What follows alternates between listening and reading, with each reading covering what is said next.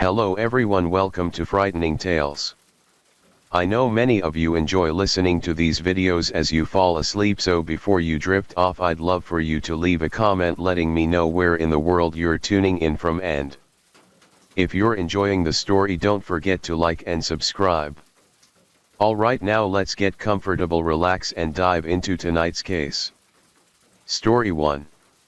Traveling the world is a dream for many, but sometimes that dream can turn into a nightmare. Grace Malene was just 21 when she graduated from university and set out to explore the world, and while in New Zealand she went on a Tinder date with a local man. They were seen kissing, cuddling and laughing together, but after that night Grace was never seen again. The next morning he left his hotel room not with Grace but with a suitcase. Today we're diving into the tragic case that shocked the world, the cruel murder of Grace Mullen. Let's get started. This case actually starts in December 2018 in New Zealand, but the story truly begins in Essex in the southeast of England. That's where local girl Grace Mullen decided she wanted to travel the world. Born on December 2nd, 1996 to her mom Gillian and dad David, she had two older brothers Declan and Michael, and together they made up a super happy family. In fact, everything we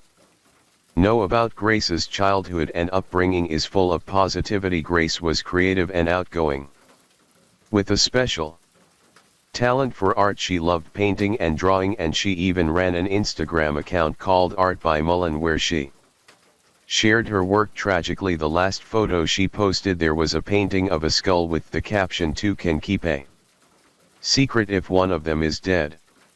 It's a chilling foreshadowing of what would happen to Grace less than 2 months later. Now, after graduating in 2018, Grace decided to take a gap year, and in October her parents dropped her off at the airport for her solo travel adventure. Grace's first stop was South America, specifically Peru. She was especially excited to visit the chocolate factories there because fun fact that part of the world produces half the world's chocolate. She also trekked to the ancient city of Machu Picchu, a journey that takes 5 days to complete. Grace joined a trekking group, made many good friends along the way, and celebrated with a group photo at the top. Despite having an incredible time, Grace made sure to stay in regular contact with her family back home. Her dad said they heard from her every day, whether it was a text, a FaceTime call, or some photos of her adventures. Staying in touch was comforting for everyone,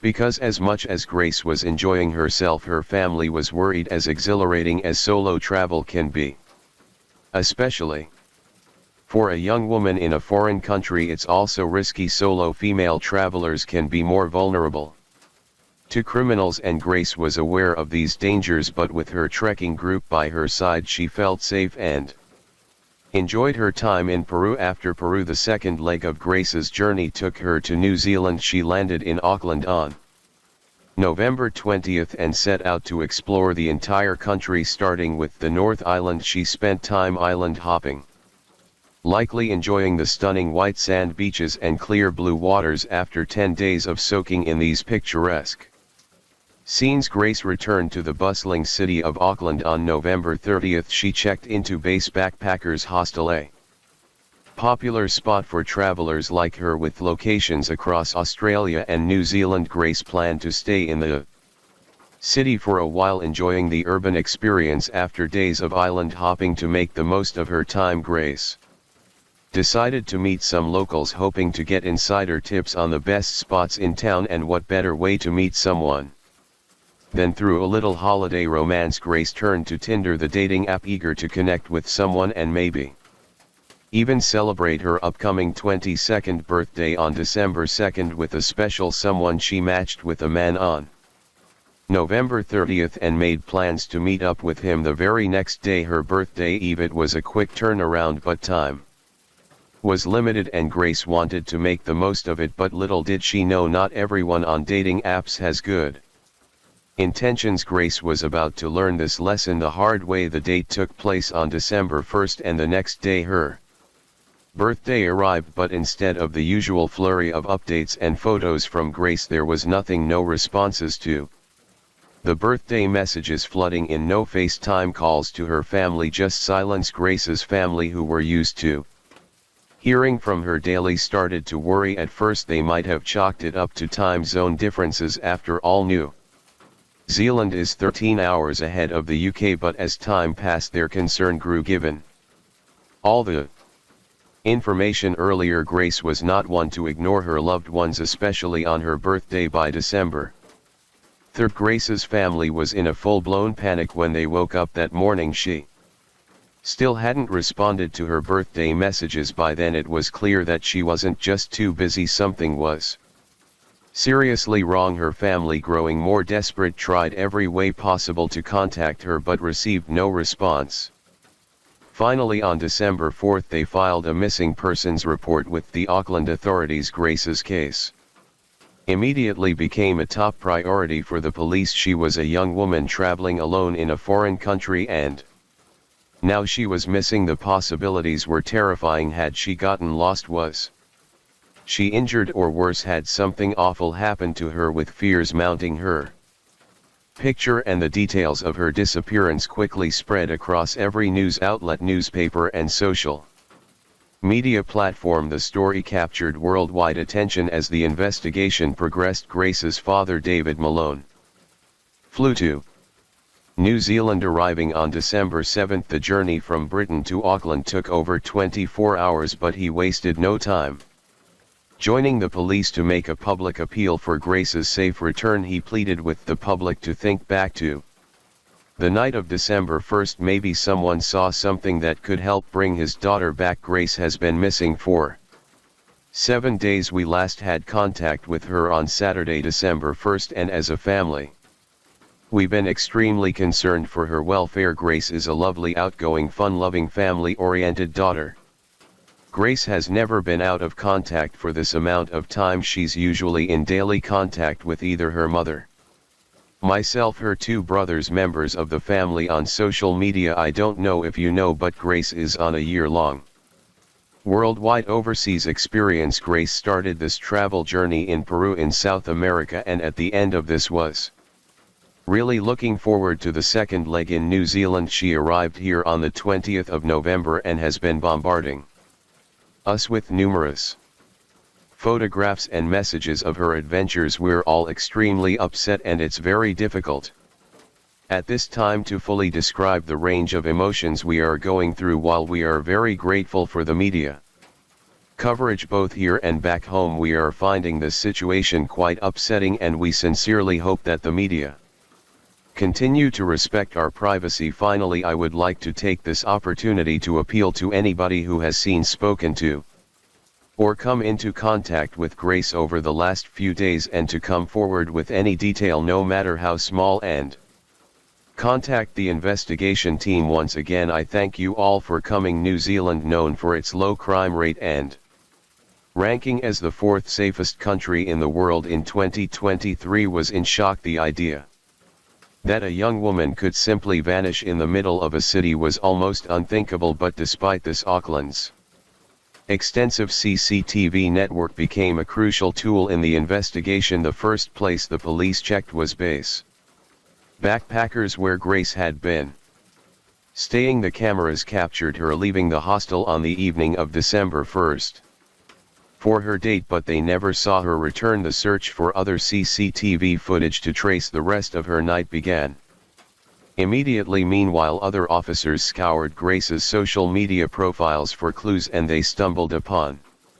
something intriguing: a new comment on her profile photo on Facebook. The comment left on the night she disappeared was from a man named Jesse Kempson. He wrote, "Curious." The police checked out Jesse's profile. He appeared to be a bit older than Grace, and his profile indicated he was based in Auckland. Perhaps he was someone Grace had met during her travels, someone who could provide insight into her disappearance, or maybe he was involved. The police knew they needed to talk to him. On December 5th, the police left a message for Jesse asking him to contact them regarding Grace's disappearance. The next day he called back confirming that he did know Grace because they had gone on a date on December 1st. However, Jesse said he couldn't discuss much over the phone since he was at work. The police asked him to come to the station later that day, and he agreed. When Jesse arrived at the station, he was cooperative and seemed genuine in his willingness to help. He patiently answered all the police's questions.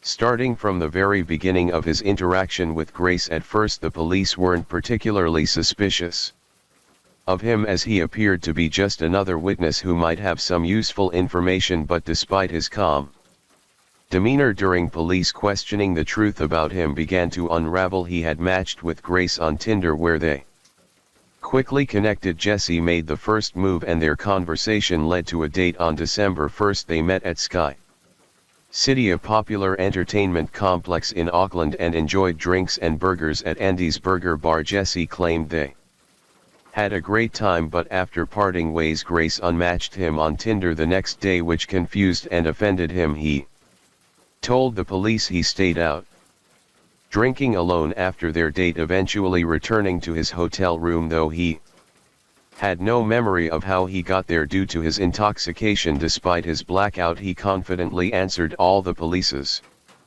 questions, maintaining that he had nothing to hide. He even volunteered his DNA, which the police requested as part of their investigation. However, Jesse's composure cracked when a police officer left the room. He anxiously asked if he was being arrested for something he didn't do. The officer reassured him that this was merely a missing persons investigation, but Jesse's panic hinted at something deeper. Moments later, after being left alone in the interview room: "Have I been arrested for something I didn't do?" "You haven't been arrested?" "No." Oh, sorry, holy shit." As the investigation continued, police uncovered more of Jesse's lies. He had claimed to be a lawyer to one officer and the manager of Woolworths to another, neither of which was true. In reality, Jesse was unemployed, often lying and conning his way through life. He had recently been fired from a call center job for faking sales by calling his own phone, and he was living in a hotel, likely due to his inability to rent an apartment on his meager income. Jesse also had a history of lying to impress women he met on dating apps, claiming connections to gangs or even pretending to have cancer.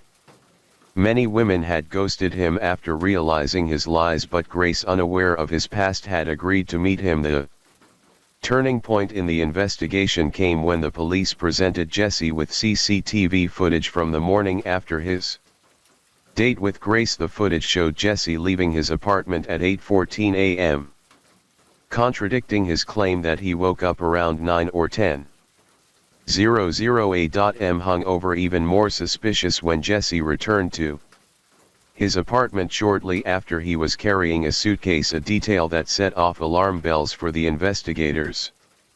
When confronted with this evidence, Jesse's story changed. He admitted to going out that morning to buy a suitcase because he was planning to move out of the hotel. Despite trying to appear cooperative, his changing story and the suitcase raised serious suspicions. The police were now convinced that Jesse Kempson had something to do with Grace's disappearance, but despite their growing certainty that Jesse was involved in Grace's disappearance, the police were still trying to figure out the best way to handle the situation. They had to move carefully, ensuring they didn't spook him into clamming up or evading further questioning. On the third day, the police secured a search warrant for Jesse's hotel room, an action that would soon prove crucial. When the police searched Jesse's hotel room, what they found was horrifying. Initially, there was nothing obviously amiss: no large blood stains, no signs of a struggle, nothing that immediately suggested something terrible had occurred. But the police knew they needed to dig deeper, so they employed chemical testing techniques like luminol. If you've ever watched shows like CSI, you're likely familiar with luminol. It's a chemical that can reveal traces of blood even if it's been cleaned up by making it glow under a UV light. When the police used luminol in Jesse's hotel room, they uncovered something chilling: footprints across the carpet left by someone who had stepped in blood and tracked it all over the room. They also found small splatters of blood on the hotel fridge, an unsettling discovery that hinted at something far more sinister than a simple accident. Further Analysis of the blood confirmed it was female DNA while the tests couldn't conclusively identify the blood as Grace's. Due to the cleanup, it was highly suggestive that it belonged to her after the discovery of blood evidence in his hotel room. Jesse Kempson was arrested just 2 days after his first interview.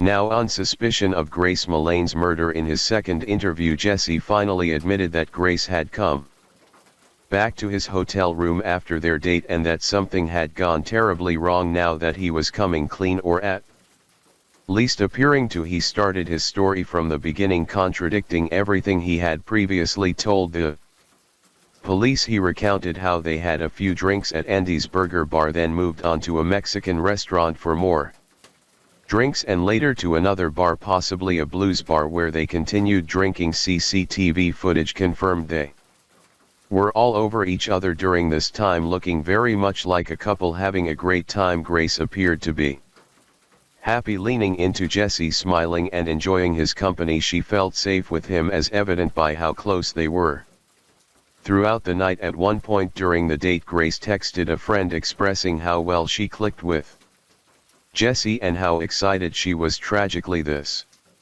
was the last time her friends heard from her. After leaving the final bar, the pair headed back to Jesse's hotel, still physically close, with Jesse's arm around Grace as they walked. Once they reached the hotel, more CCTV footage captured them in the lobby and elevator holding hands and looking affectionate. This footage would be the last time Grace was seen alive, as she never left that hotel room. Jesse then described what he claimed happened in the hotel room. According to him, they began kissing and things got heated. Grace allegedly brought up the book 50 Shades of Grey, a popular erotic romance trilogy that delves into BDSM themes. Now, in case you're not familiar, BDSM stands for bondage, discipline, dominance, submission, sadism and masochism. Jesse claimed that Grace expressed interest in exploring similar kinky stuff and asked him to engage in more violent sexual activities. He stated that initially the sex was normal and placid, but then Grace allegedly asked for bondage and to be bitten. Jesse claimed he was hesitant at first, but Grace insisted, saying they were. He further claimed that Grace asked him to pin her arms down and squeeze them tighter, indicating that she wanted to escalate the intensity of their encounter. Jesse's account suggested that the entire situation was consensual and that Grace had initiated the more extreme activities. According to him, Grace had asked for choking during their sexual encounter, a claim that remains unverified and is highly dubious given his history of lies. Additionally, after their encounter, Jesse allegedly got up and went into the shower. He claims he was so drunk that he fell asleep standing up, something most people find hard to believe. When he awoke, he was still in the shower, dried off and crawled back into bed. Incredibly, he says he didn't check on Grace, he didn't turn on any lights or speak to her. He assumed she had left when he didn't feel her beside him. It wasn't until the next morning, when he found her lifeless on the floor with blood coming from her nose, that he realized something was gravely wrong. He tried to wake her by yelling and shaking her, but it was no use. The blood, the coldness of her body, none of this registered as an emergency to him until it was too late. British backpacker Grace Mullane was killed by pressure to her neck. According to an expert Crown witness, the forensic pathologist who carried out the post-mortem examination on Grace Mullane's body was in the witness box today in the trial of the 27-year-old accused of her murder. The Crown's case is that the accused strangled her in his central Auckland apartment, but the defense says that her death was an accident during consensual rough sex. Jesse describes his reaction as complete shock and terror, but his behavior raises more questions than answers. Instead, he purchased cleaning supplies, a suitcase, and even rented a car to transport Grace's body. After buying all these things, he went back to his hotel room, where he began the grotesque task of stuffing her body into a suitcase he had just bought. He told the police it was a traumatic experience for him, claiming he vomited several times due to the horror of the situation as he contorted and pushed Grace's body into the suitcase. He kept repeating the next morning around 6:00 a.m. he was seen leaving his apartment wheeling out two large suitcases, one of which contained Grace's body. What was in the other suitcase remains a mystery, but it's likely he had cleaning supplies or perhaps Grace's belongings. Her handbag and phone were never found, hinting that he disposed of them. Jesse loaded the suitcases into his car and was caught on CCTV buying a spare tire. About 10 minutes later, 3 hours later, he returned to his hotel barefoot and covered in mud, suggesting that his shoes were likely ruined during his cleanup. He was also spotted wearing a different outfit which he had presumably had dry cleaned. Surveillance footage also captured Jesse at a self-service car wash scrubbing mud off his rental car before returning it. Throughout this entire ordeal, Jesse appeared unnervingly calm and composed, a stark contrast to the severity of his actions. Ultimately, Jesse's meticulous but flawed attempts at covering his tracks were undermined by the extensive CCTV footage charged with Grace's murder. He didn't resist arrest with such overwhelming evidence. He had little room to argue. One day after his arrest, Jesse led the police to Grace's body, which he had buried in the Whitakery Rangers, a scenic remote hiking trail about 32 kilometers from Auckland. I went to the warehouse at the atrium and bought a suitcase. I went back and I was just in shock because it just didn't seem right. I left to go and get cleaning products, so I messaged a friend and said I'll meet you at Revelry. After finishing drinks with her, I got back to city life, and the whole time I just kept saying I'm sorry. And then I went downstairs and I grabbed the door thing and I put the suitcase on top of the door thing. I drove the hire car into Wilson's car park and parked it. I woke up the next day at about 5:00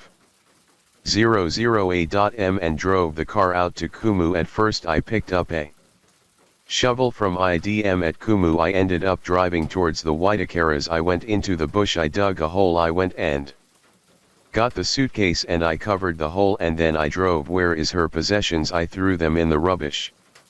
Whereabouts? Albert Park. Rubbish. So what items of her property have been disposed of in Albert Park? Everything, all of her clothing, everything that was in the room. Whereabouts did you clean the car? The outside of the car. I think it was in Henderson. I don't know West very well. And what did you use to clean the car? A water blaster thing from a car cleaning place. Did she have any injuries? Not that I can remember. I was just panicking. Did you inflict any injuries on her that caused her to die? No. Did you kill Grace Mullane? No. You're under arrest for the murder of Grace Mullane on or about the 2nd of December. Okay, do you understand?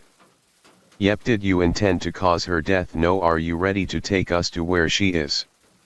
Yeah. In Jesse Kempson's trial, he pleaded not guilty, claiming Grace's death was an accident during rough sex. However, the autopsy revealed 9 fresh bruises on Grace, consistent with being restrained, and her death was due to prolonged neck pressure, not a quick accident. Jesse's defense argued that Grace's interest in BDSM implied consent, but the evidence suggested he applied fatal pressure, intentionally contradicting his claim. And we're not done yet, because the trial also highlighted disturbing aspects of Jesse's behavior. He was seen calmly dealing with Grace's body and later engaging in violent porn, showing no remorse. He also took intimate photos of Grace and researched ways to dispose of her body. His post-murder actions, including going on a date with another woman while Grace's body lay nearby, further showcased his disturbing nature.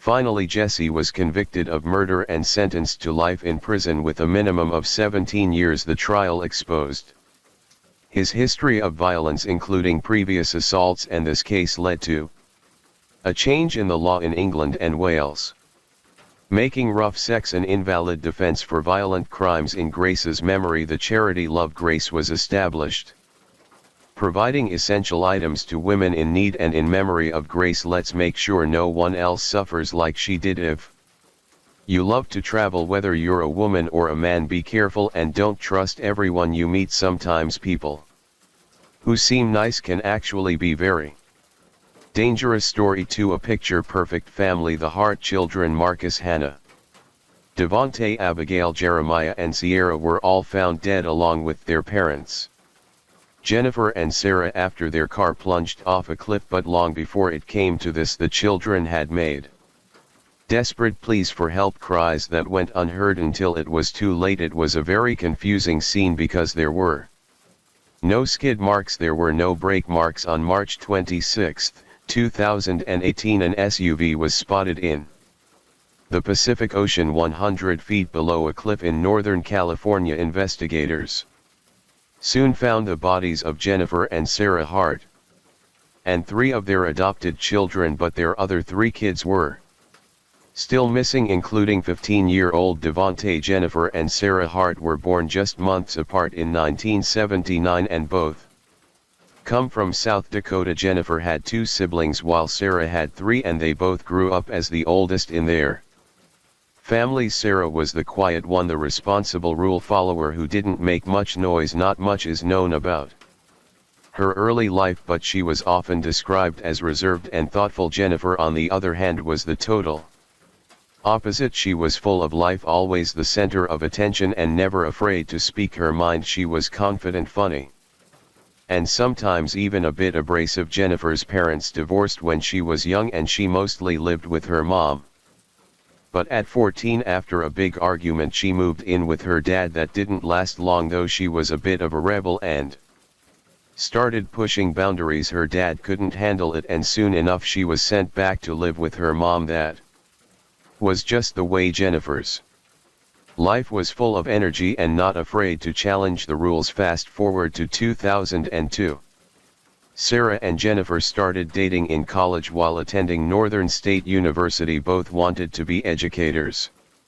Sarah focused on special education and Jennifer aimed to be a teacher as well, but true to their contrasting personalities, Sarah stayed the course, graduated, while Jennifer ended up dropping out. In 2004 they moved to Minnesota and they had already started their journey into parenthood. By 2005 Sarah had changed her last name to Hart.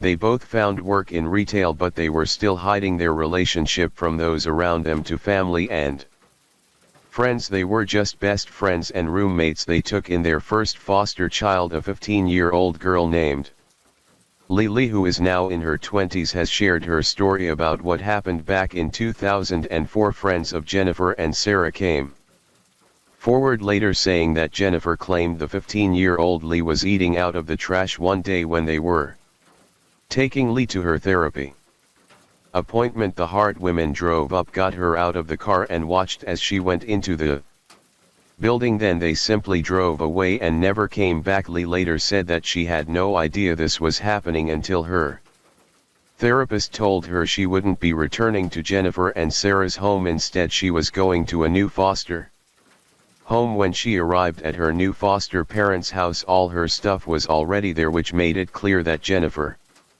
and Sarah had planned to leave her behind all along. Leah believed she would stay with them until she was 18. She also insisted she never ate out of the trash, and even if she did, it wouldn't justify what happened next. It was also reported that Jennifer and Sarah Hart claimed Lee was suicidal and they didn't want that kind of negative energy around their adopted children. Not long after abandoning Lee in 2006, Jennifer and Sarah took in 3 siblings through the Texas foster care system. The siblings were 8-year-old Marcus, 4-year-old Hannah and 2-year-old Abigail. Sarah continued working as the manager of a department store called Burgers, while Jennifer stayed home with the kids. Friends and relatives noticed some odd signs when they visited the children. Never spoke. One relative described Jennifer as extremely strict, saying if the kids did anything she thought was wrong, she would snap her fingers and say, "Get in the corner, no food for you." The same relative noted that anyone who questioned Jennifer's parenting was cut off from the family. Jen wouldn't have anything to do with you if you disagreed with her, they said. In June of 2008, the next 3 children, 5-year-old Devontae, 4-year-old Jeremiah and 3-year-old Sierra, were adopted. Tragically, it only took one small Mistake to forever change the lives of these 3 children. But first let's go back to the other kids. In 2008 a teacher noticed bruises on Hannah's left arm and questioned her about them. Hannah said that Jennifer had hit her with a belt.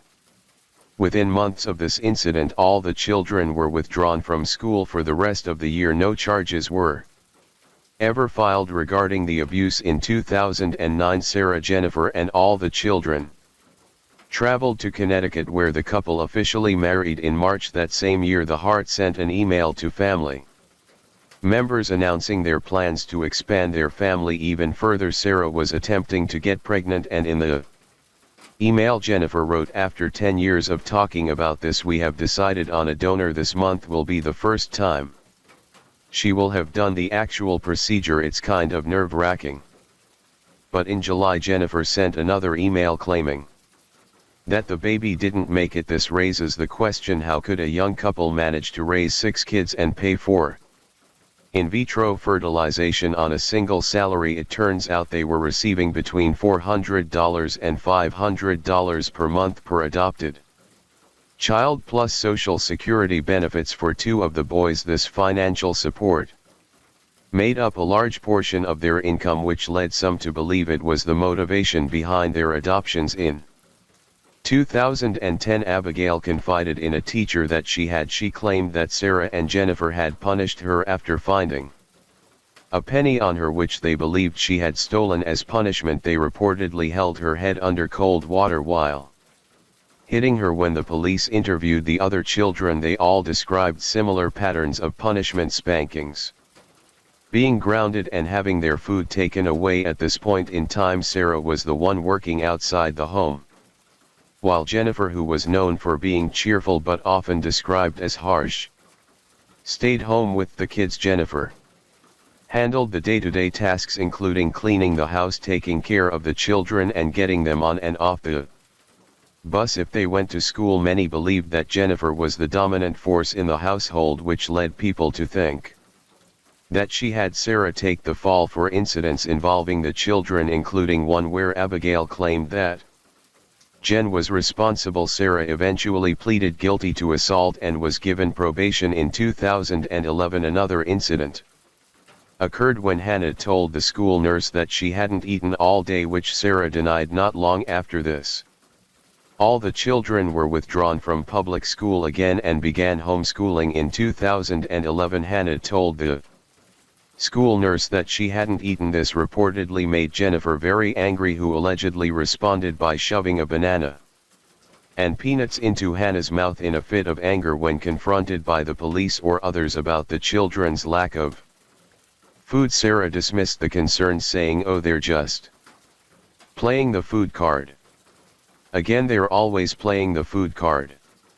Teachers also noticed that the Heart children were way too thin. When their growth charts were examined, it was discovered that all 6 kids were underweight and shorter than average for their ages. While it's not uncommon for some children to grow at different rates, the fact that all 6 kids who came from different genetic backgrounds were underweight was suspicious, as teachers began reporting concerns to Child Protective Services. The police started to investigate the Heart mothers, but once Sarah completed her year of probation following a guilty plea to assault charges, the family quickly packed up and moved again. In 2013 they settled in West Lynn, Oregon. In West Lynn the Hearts rented a house with a small farm with goats and chickens. The family became well known in the local community as they often attended music festivals where the children would dance and spread joy wherever they went. The Heart kids were described as having big smiles, radiant personalities, and an abundance of love which made them loved by those who met them. Their happiness and loving nature were so infectious that even people who had never wanted children began to reconsider, as they were inspired by how precious and happy these 6 children seemed. But under the mask, the kids were in terrible danger, and no one realized it until it was too late. Now Jennifer and Sarah would often say that the reason people kept calling CPS on them was because they were a same-sex couple. They believed that people were targeting them for this reason, and that's why they kept moving from state to state. On the surface, some folks might have believed them. They could see how it might look like they were being picked on just because they were different, raising all these adopted kids as a same-sex couple. But when investigators started talking to their friends and family, a different story came out. Those close to the Hart said they were worried about the kids. They described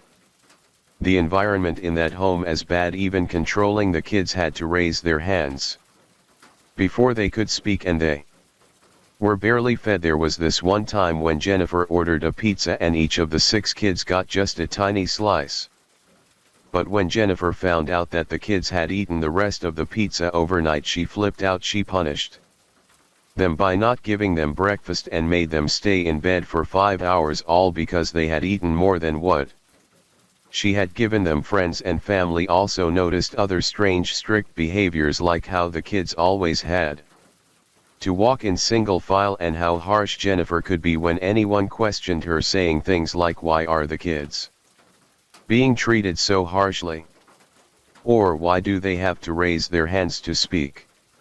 It was clear that something wasn't right back then. The interviews with the children didn't lead to any concrete evidence of abuse, which left the police unable to determine that the Harts were guilty of any wrongdoing at that time. Meanwhile, Jennifer Hart was creating a Facebook page that portrayed a picture-perfect, happy and active family. The page was filled with photos and videos of the family at music festivals and on road trips. At that point, it was obvious that Jennifer and Sarah were using the children, especially Devontae, to showcase their political opinions that were extremely pro-love and kindness. But while they publicly promoted these values, they were failing to show that same love and kindness to their children behind closed doors. On November 25, 2014, the Harts attended a protest in downtown Portland. The protest was in response to a Missouri grand jury's decision not to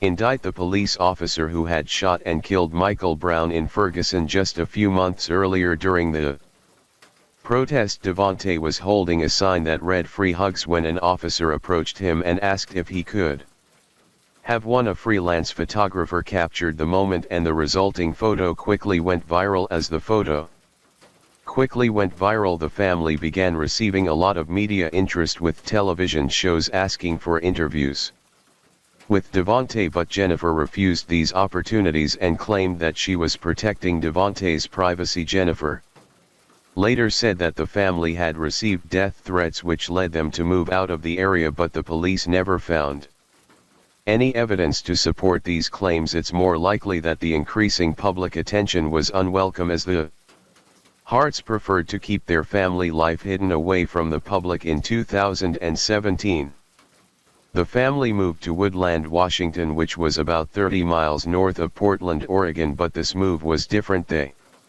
settled into a house on a 2-acre lot with plenty of space and distance from any close neighbors. This isolation gave them even more control over the kids. The closest neighbors were Bruce and Dana Dalb, who lived in one of the few neighboring houses. The Decals realized that the family rarely came outside and the curtains were almost always closed. And by March 23, 2017, they had called the police with concerns about the Hart children. The main worry was that the kids weren't being fed properly. They were all small and looked undernourished. For example, one girl who was 12 years old appeared to be about 7 when asked about her missing front teeth. The Hart mothers had a strange explanation. They claimed she didn't want them replaced. The whole situation seemed off. But again, it wasn't enough for authorities to take immediate action. The one girl who was 12 looked like she was 7. Both of her teeth were missing, front teeth, and we questioned, what's up with the teeth thing, and they said, well, she didn't want them replaced. We thought that was a little weird, but anyway, they were all very small, very thin. Then in August of 2017, things escalated. Hannah, who was around 15 at the time, made a desperate move. At 1:30 a.m. in the morning, she jumped out of the second-story window of the Hart home. She ran as fast as she could to the Decals residence and started banging on The door clearly terrified Bruce and Dana were shocked by her appearance. She was so thin that they mistook her for a much younger child, thinking she was around 6 or 7 years old. Shortly after, Jennifer arrived and took Hannah back home. 1:30 in the morning, the doorbells ringing and I answered the door, and she was standing out there in a blanket completely covered in blackberries. Because she had gone to that neighbor's house through the blackberries, and then they have a gate that locks that, so she ended up back over on our front doorstep, and at the time I didn't know what to do, so she said that she wanted us to take her to Seattle and that they weren't treating her right, don't you know, make her go back the following day. The entire Hart family showed up at the Decal house to apologize for the incident. Jennifer explained to the Decals that the children sometimes acted out because they were all drug babies, implying that their behavioral issues stemmed from being born to mothers who had used drugs during pregnancy. Hannah later handed the Decals a handwritten note apologizing for her behavior and claiming that what she had said the previous night was a lie. When Dana Dalb asked to speak with Hannah alone, Jennifer refused, insisting we do everything as a family. At first the Decals didn't want to get involved, but Dana's father grew increasingly worried about the children. A few days later he decided to report the incident to 911. The dispatcher asked for more details, and Dana's father described how the girl, who he thought was about 12 or 13 years old, was terrified and begged the Decals not to let her parents know she was there. When Jennifer eventually came to pick up Hannah, she brought all the children with her and they stood at attention looking scared to death. Dana's father also told the dispatcher, I just can't let this go any longer. Those kids, I think, are in very serious danger. His instincts were spot on. He could sense that something was terribly wrong, and he was absolutely right to be worried.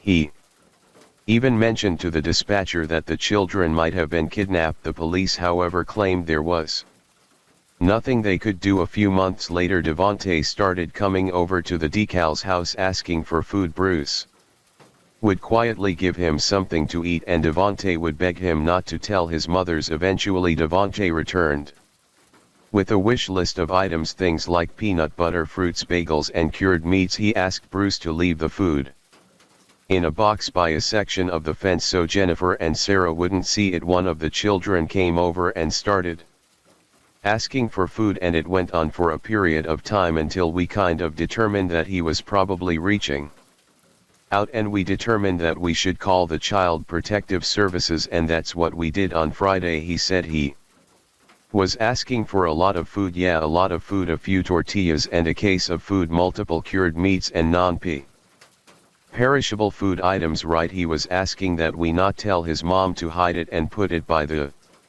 fence so he could get to it, that they were withholding food from him as punishment. Oh, it was Devontae. You guys have shown us pictures, and we've talked about that one. It was Devontae, because they all came over the next morning with a story, and Devontae told us that they had lied just to make us feel good, that everything Hannah told us was true. After this happened about 10 times, Dana reported it to Child Protective Services. A CPS agent arrived at the Hart's house that same afternoon, but even though they saw the family pull into their driveway in their GMC Yukon, nobody answered the door. The Washington State Department of Social and Health Services reported that they tried to contact the Harts on March 23 and again on the 26th, 2018. On the 24th, the Dalbs noticed that the Yukon was no longer in the driveway. After the Harts left their house, there were no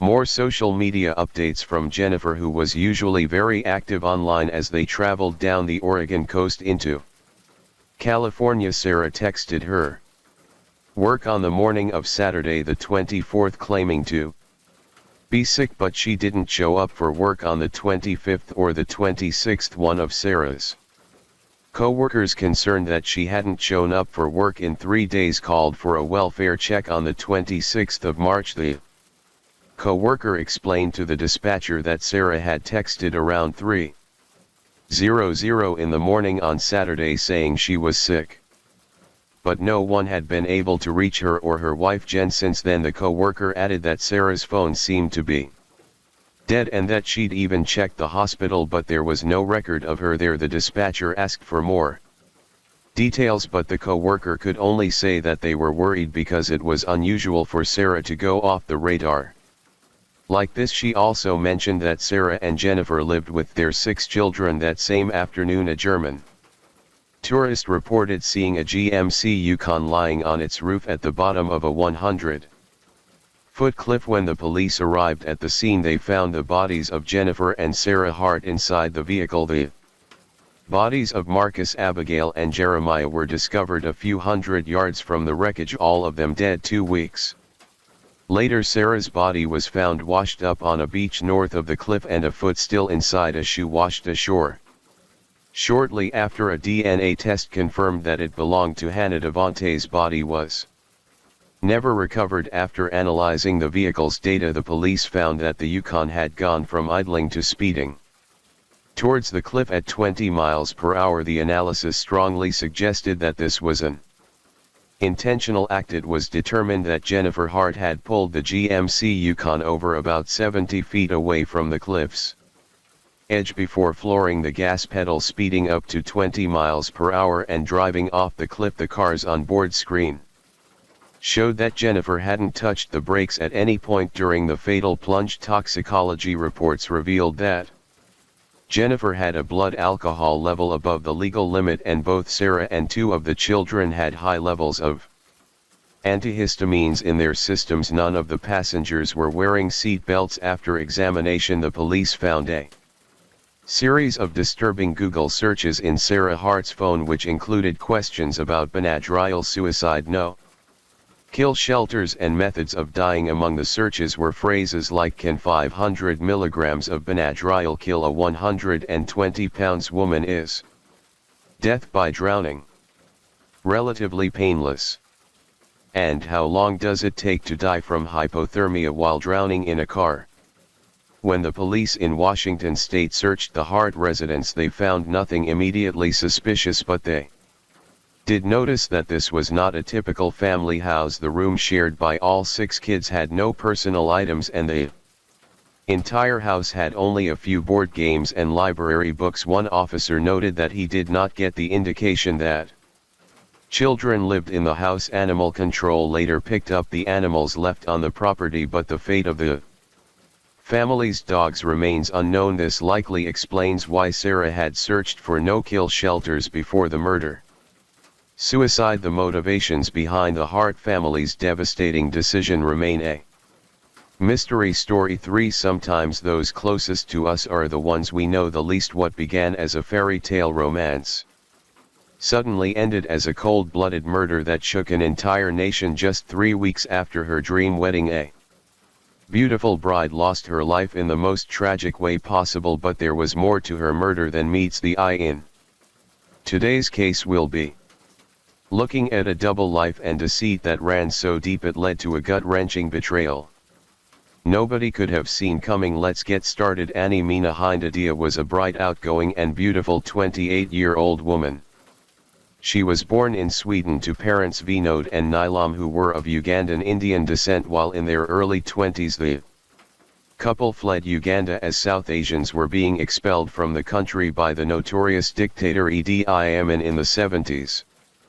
The family left behind everything they owned, arriving in Europe with just £55 to their name. The Hindotas settled in Mariestad, Sweden, where Annie grew up with her siblings Ami and Anish. Undeterred by the challenges he faced, Annie's father Vinod established a successful engineering business in Sweden and provided a comfortable and luxurious life for his family. Described as intelligent, ambitious and confident, Annie was doted on by her father. After completing university, Annie moved to Stockholm to work in marketing for Ericsson, the mobile phone manufacturer.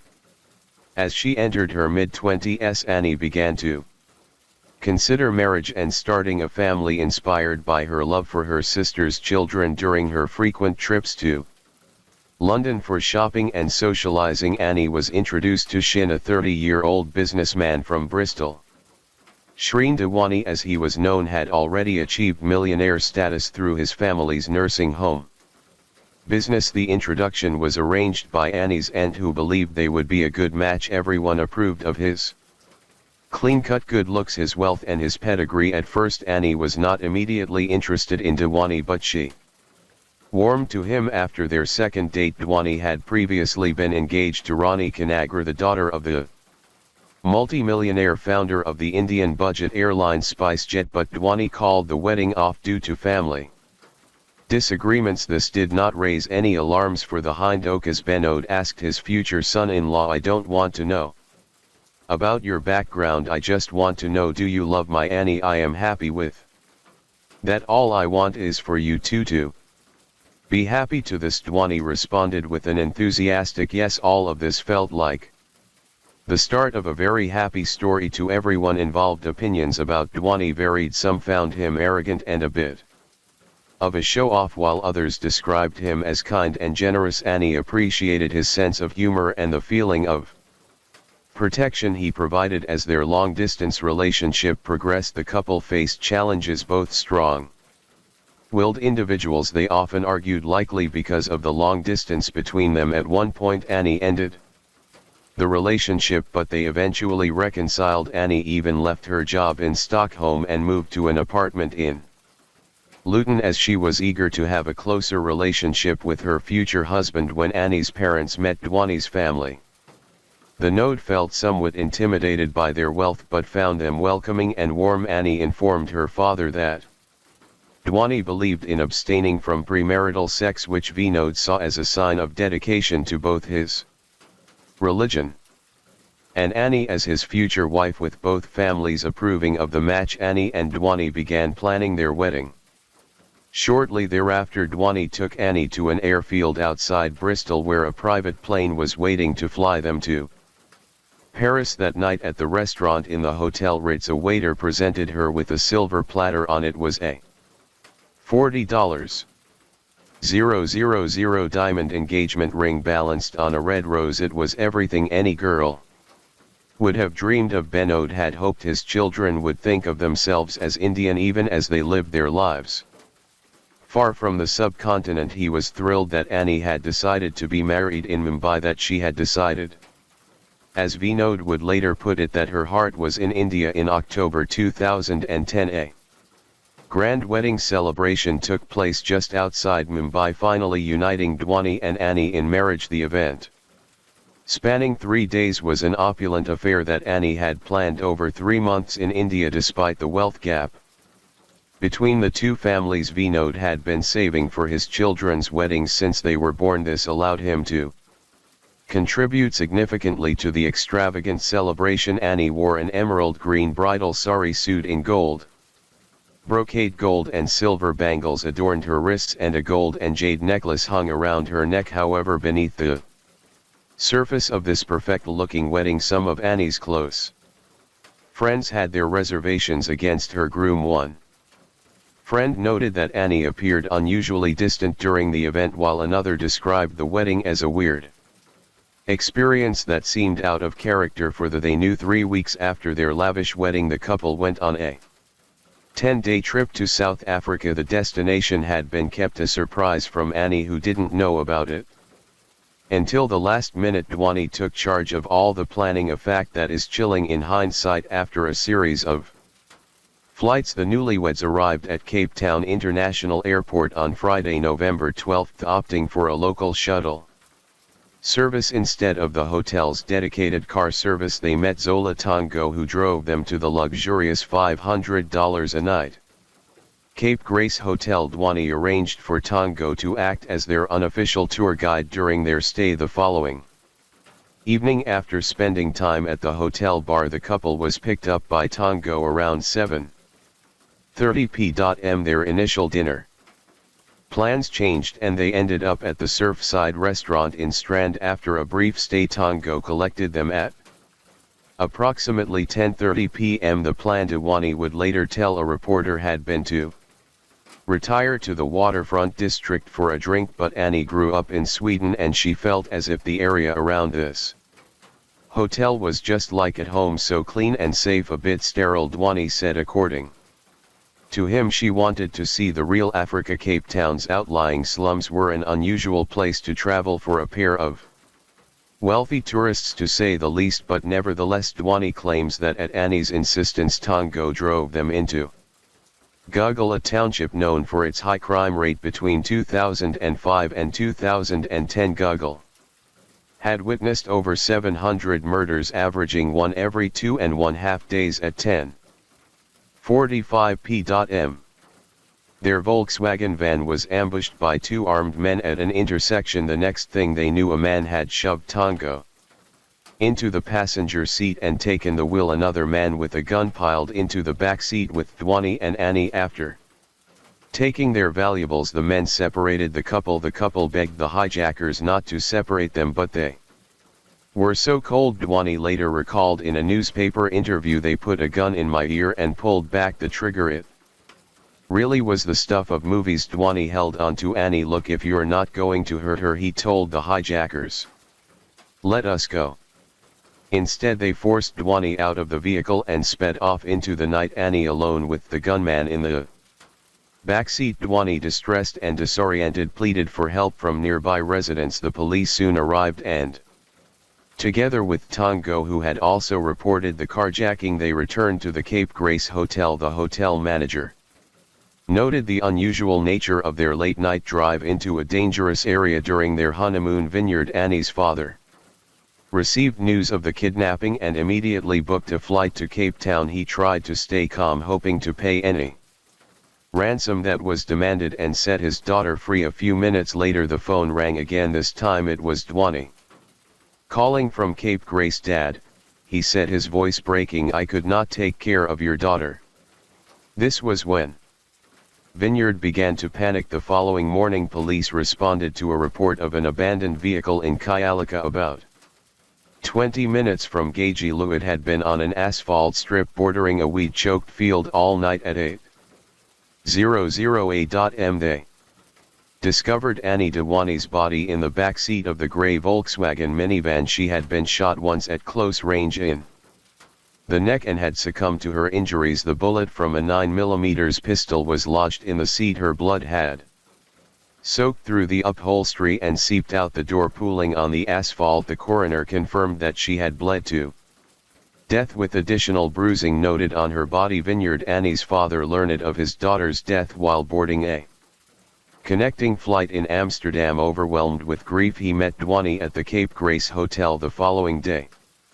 The investigating officers found the case really odd from the outset. They questioned why Tongo, who was familiar with the area's dangers, would drive tourists through Gajilu at night. Annie's sister also doubted that she would have insisted on such a risky drive. She just wasn't that type of person. The officers also found it suspicious that Tongo and Dwani were released unharmed while Annie was the only one who was fatally shot. Things were just not adding up. These outrageous details are why the case ended up garnering global attention. Authorities prioritized the investigation. The crime scene yielded one particularly valuable piece of evidence: a thumbprint and fingerprint recovered from the left fender of the minivan. 26-year-old laborer Zilla Mangani was arrested first just 5 days before this. Mangani had been arrested on suspicion of killing a man in a bar fight. The charges were dropped, but his fingerprints had remained in the National Police database. The police found him in a shack near his grandmother's small home in Kaika, a few hundred yards from the field where the Volkswagen had been abandoned. Mangani was lying in bed with a man and two women after a night of partying. The police got him out of bed, read him his rights, and arrested him. Searching the shack, they found a cell phone wedged between the mattress and bed frame. Who does the cell phone belong to? One of the investigators asked. According to a court affidavit, it belongs to the taxi driver. Mangani replied, yes, that phone belonged to none other than Tongo, the man driving Annie and Dwani that fateful night. This development shocked Tongo's friends, who described him as law-abiding and responsible. Dwani, however, claimed he had suspected Tongo's involvement and added that he felt betrayed by the driver. Ziuamidarok was apprehended shortly after, implicating a third individual, Mand Ambalombo. As the investigation progressed, Annie's family were beginning the process of laying her to rest. Benode told Dwani that he was going to the morgue to view his daughter's body, but Dwani responded with something strange. Dad, you cannot see her today, she is all drained out, we have to pump liquid into her body to get her freshened up. The comment struck the node as oddly cold-hearted, but he put it out of his mind. A memorial service in London attracted 1,500 attendees, and her ashes were scattered in her favorite area of Lake Verne near her Swedish hometown. Little Things, however, had started to eat at Vinod. Dwani had hosted a pizza party the night before the funeral, which Vinod found disturbingly inappropriate. He had quarreled with Amy, Annie's sister, over who would dress Annie's body for the funeral, and then blocked her from speaking at the memorial service, but still he decided that keeping quiet at such a fragile time was the best course of action now, as if this case wasn't already complicated enough. 2 days before his court appearance, Tongo and his attorney had struck a deal with the provincial government. Tongo would plead guilty to murder, aggravated robbery and kidnapping, and agree to testify against all other participants in the murder. In exchange, he would receive a sentence of 18 years in prison with the possibility of parole after 12. Despite their devastation, Annie's family agreed to Tongo's plea deal. They decided that knowing the truth about Annie's fate was their priority. As Tongo opened up what he had to say came as a shock to everyone. He alleged that Dwani had orchestrated the entire crime from the beginning. According to Tongo, Dwani had requested to have someone taken off the scene during their first meeting at the airport. Tongo claimed he was offered 15,000 rand, less than a 000 British pounds at the time, to arrange the hit. He stated that he contacted Balombo, who then reached out to Quaid to execute the plan, while police reported that footage appeared to support Tongo's claims. Others argued that the same footage also corroborated Dwani's version of events. There was a lot of confusion and hearsay, but the pressure to quickly resolve this case was growing as the investigation progressed. Phone records revealed multiple attempts by Malambo to contact Kwa and Tongo. Hotel CCTV with audio captured Malamo saying, "It's that thing we were talking about, it must happen today." Tongo claimed he met Dwani on the day of the murder to exchange currency. This aligned with Vinod's recollection of a phone call where Dwani mentioned being at the market for money exchange. Tongo also alleged that Dwani confirmed the murder arrangements outside the Surfside restaurant and that they exchanged text messages while driving into Gagul. Police corroborated the communication between them through cell phone data analysis, but the content of the messages remained unknown due to Dwani's missing phone. As court proceedings began, Dwani and his family vehemently denied all allegations. His lawyers, among the country's most prominent, argued that the scenario proposed by the state was implausible and lacked substantial evidence. Tongo was sentenced to 18 years in prison after accepting a plea agreement. Balombo and Kwa followed suit, both implicating Dwani in their testimonies. Kwa received a 25-year sentence in exchange for his guilty plea and promised to testify against Dwani, who was not offered a deal.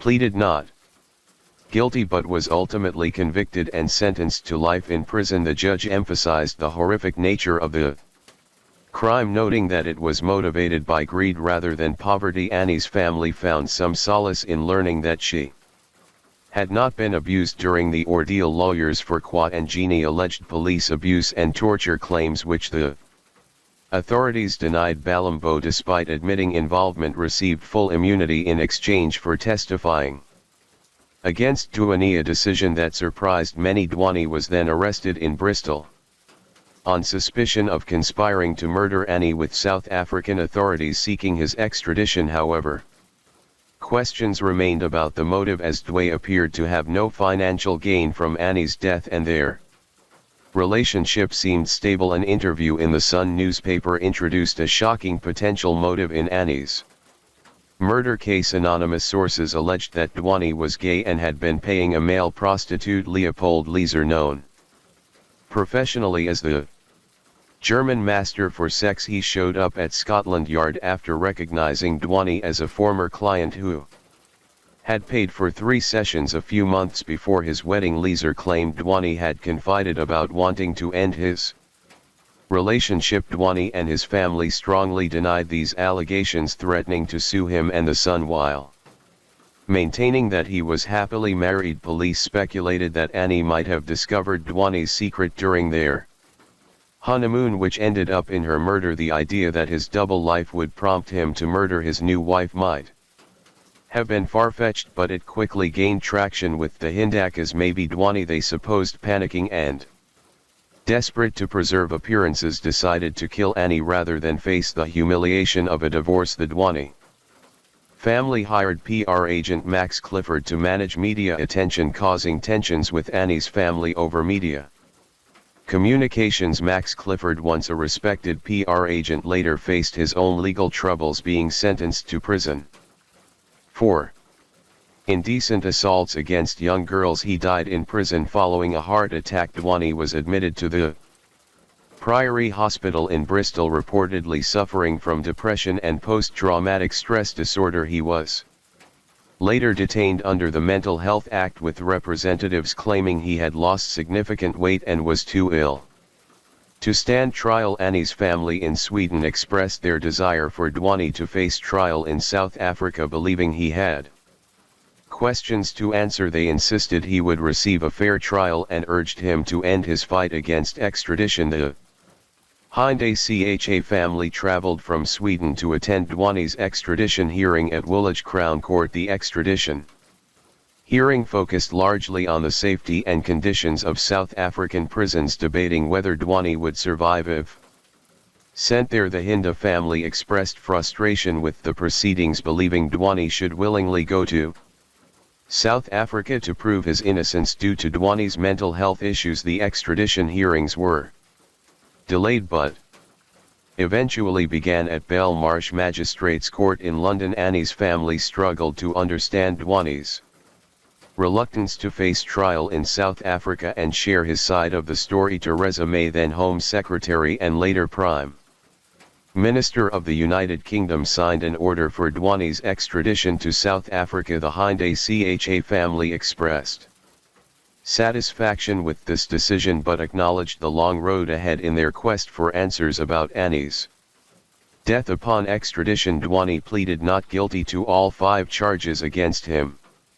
However, he surprised the court by admitting through his lawyer that he was bisexual, had encounters with male prostitutes, and had low hormone levels that might prevent him from having children. This revelation disappointed Annie's family, who considered legal action for his dishonesty. The prosecution intended to argue that the murder was linked to a sham marriage meant to conceal Dwani's sexual identity. Dwani's defense statement admitted to a turbulent relationship with Annie. An email from Dwani to Annie written before their wedding was read in court, revealing his concerns about their relationship and Annie's happiness. Court records showed Dwani had accessed gay porn and dating websites during the honeymoon and shortly after Annie's body was discovered. The prosecution argued that Dwani's conflicted sexuality and alleged desires to end the marriage were motives for the crime. However, Judge Jeanette Traverso ultimately ruled evidence about Dwani's sexuality inadmissible. Tongo, the state's key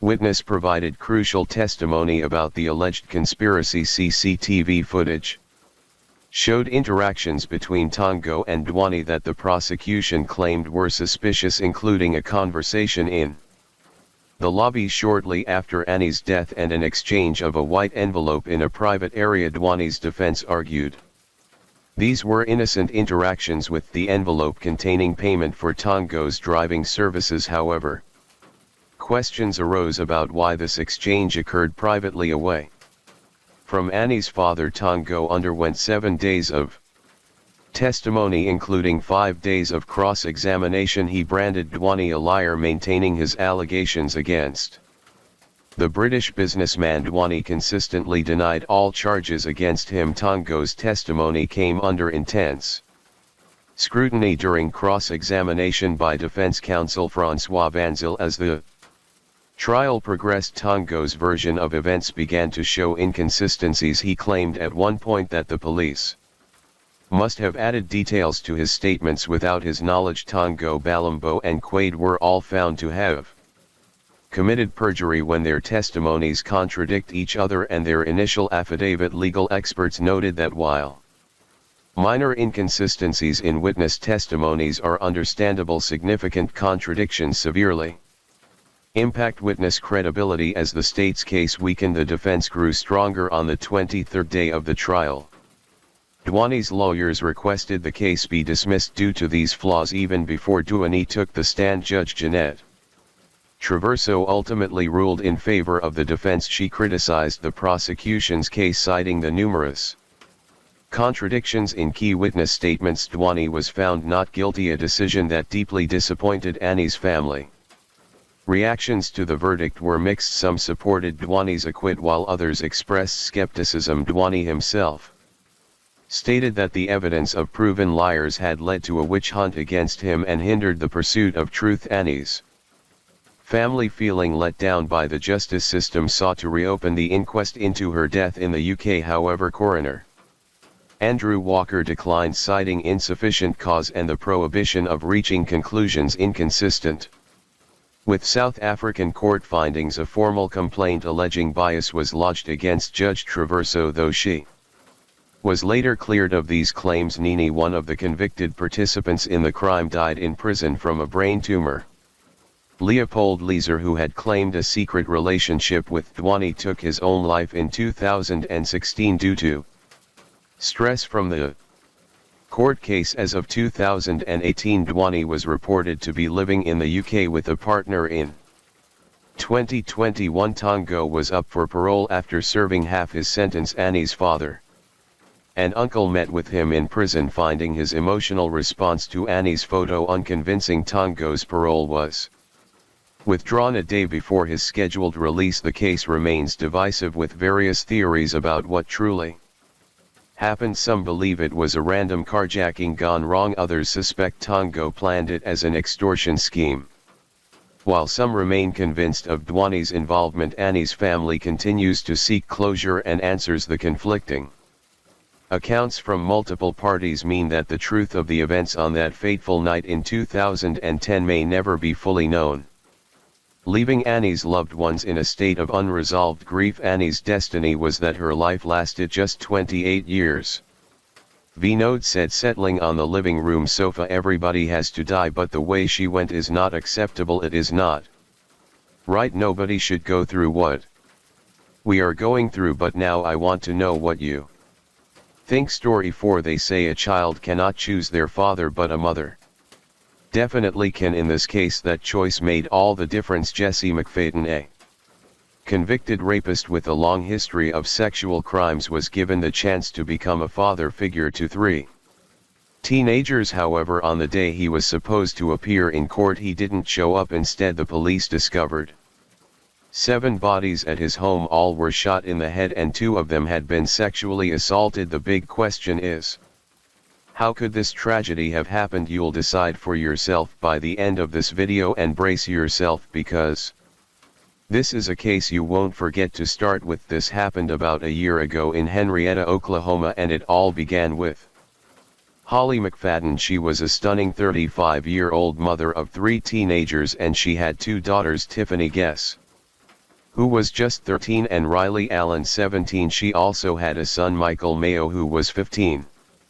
The children had different biological fathers, but they all called Tiffany's father Joe their dad. Joe wasn't just a figure in their lives, he was their rock. He and Holly had been married for 13 years before their divorce, and he'd been a constant in Riley's life since she was only a year old. Even after the marriage ended, Joe's love for the children never wavered. He cared for them like they were his own. He even wanted to adopt Michael and Riley, but then everything changed on May 26, 2022 Holly remarried. She tied the knot with a man named Jesse McFadden.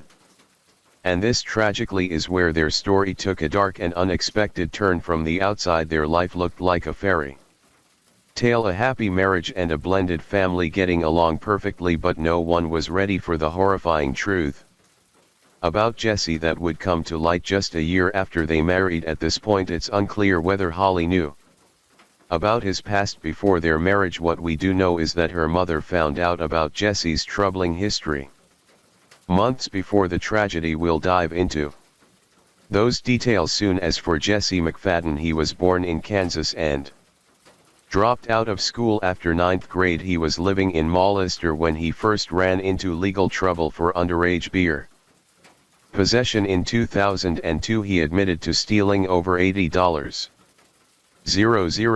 from his grandfather and pleaded guilty to a felony charge of grand larceny. The following year he was caught twice for driving with a suspended license, and in that same year Jesse was charged and arrested for attacking a 17-year-old girl at knife point with very sexual motives. He was convicted of this crime and sentenced to 20 years in prison, and while in prison Jesse got caught with a cell phone for the first time in 2013. A woman had reported that he'd been texting her with sexual messages for 3 months. In 2016 Jesse was caught with a cell phone again. When officers confiscated the phone they discovered explicit conversations, videos and photos involving a 16-year-old girl named Caitlin. It was Caitlin's grandfather who had reported their interactions to prison officials. According to an affidavit from a Department of Corrections investigator, Jesse was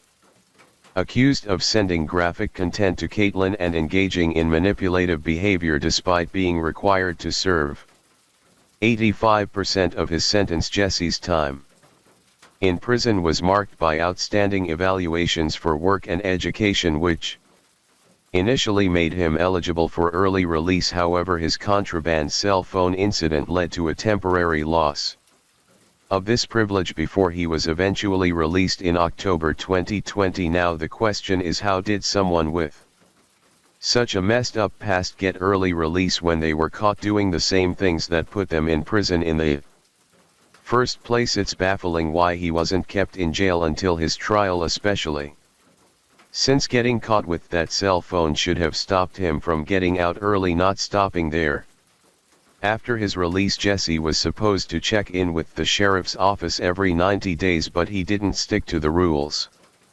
Normally people like him aren't allowed near places where kids hang out like schools and sports events, but he completely ignored those rules. Now remember when we mentioned earlier that Jesse was accused again after sexing with Caitlin? Well, the trial for that case was delayed by several years.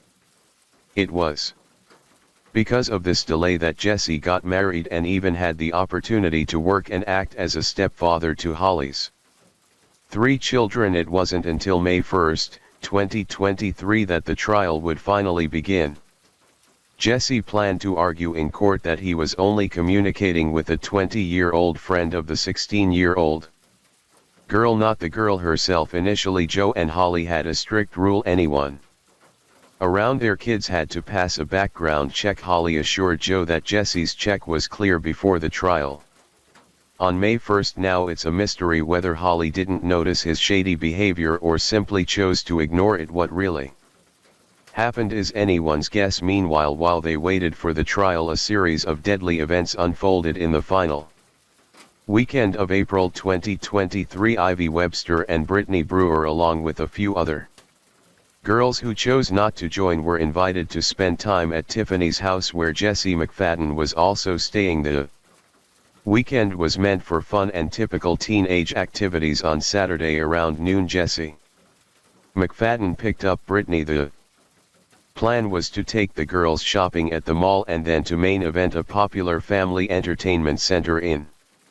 Tulsa. Ivy kept her mom Ashley Webster updated through Snapchat throughout the night, but the next morning something was off. Ivy and Brittany's parents received texts from their daughters saying they were heading to McFadden's family property in Mollister, and by Monday the situation grew even more concerning. None of the kids, Brittany, Ivy, Tiffany, Michael or Riley, were on the school bus in the morning which drove right past their homes. Worried and alarmed, the parents reported the kids as missing to the police. Meanwhile, Jesse McFadden was supposed to appear in court that same Monday for his trial, but he never showed up. Officers stood outside his property, waiting for a warrant. When they finally obtained one, they were unprepared for the horrifying discovery they would find.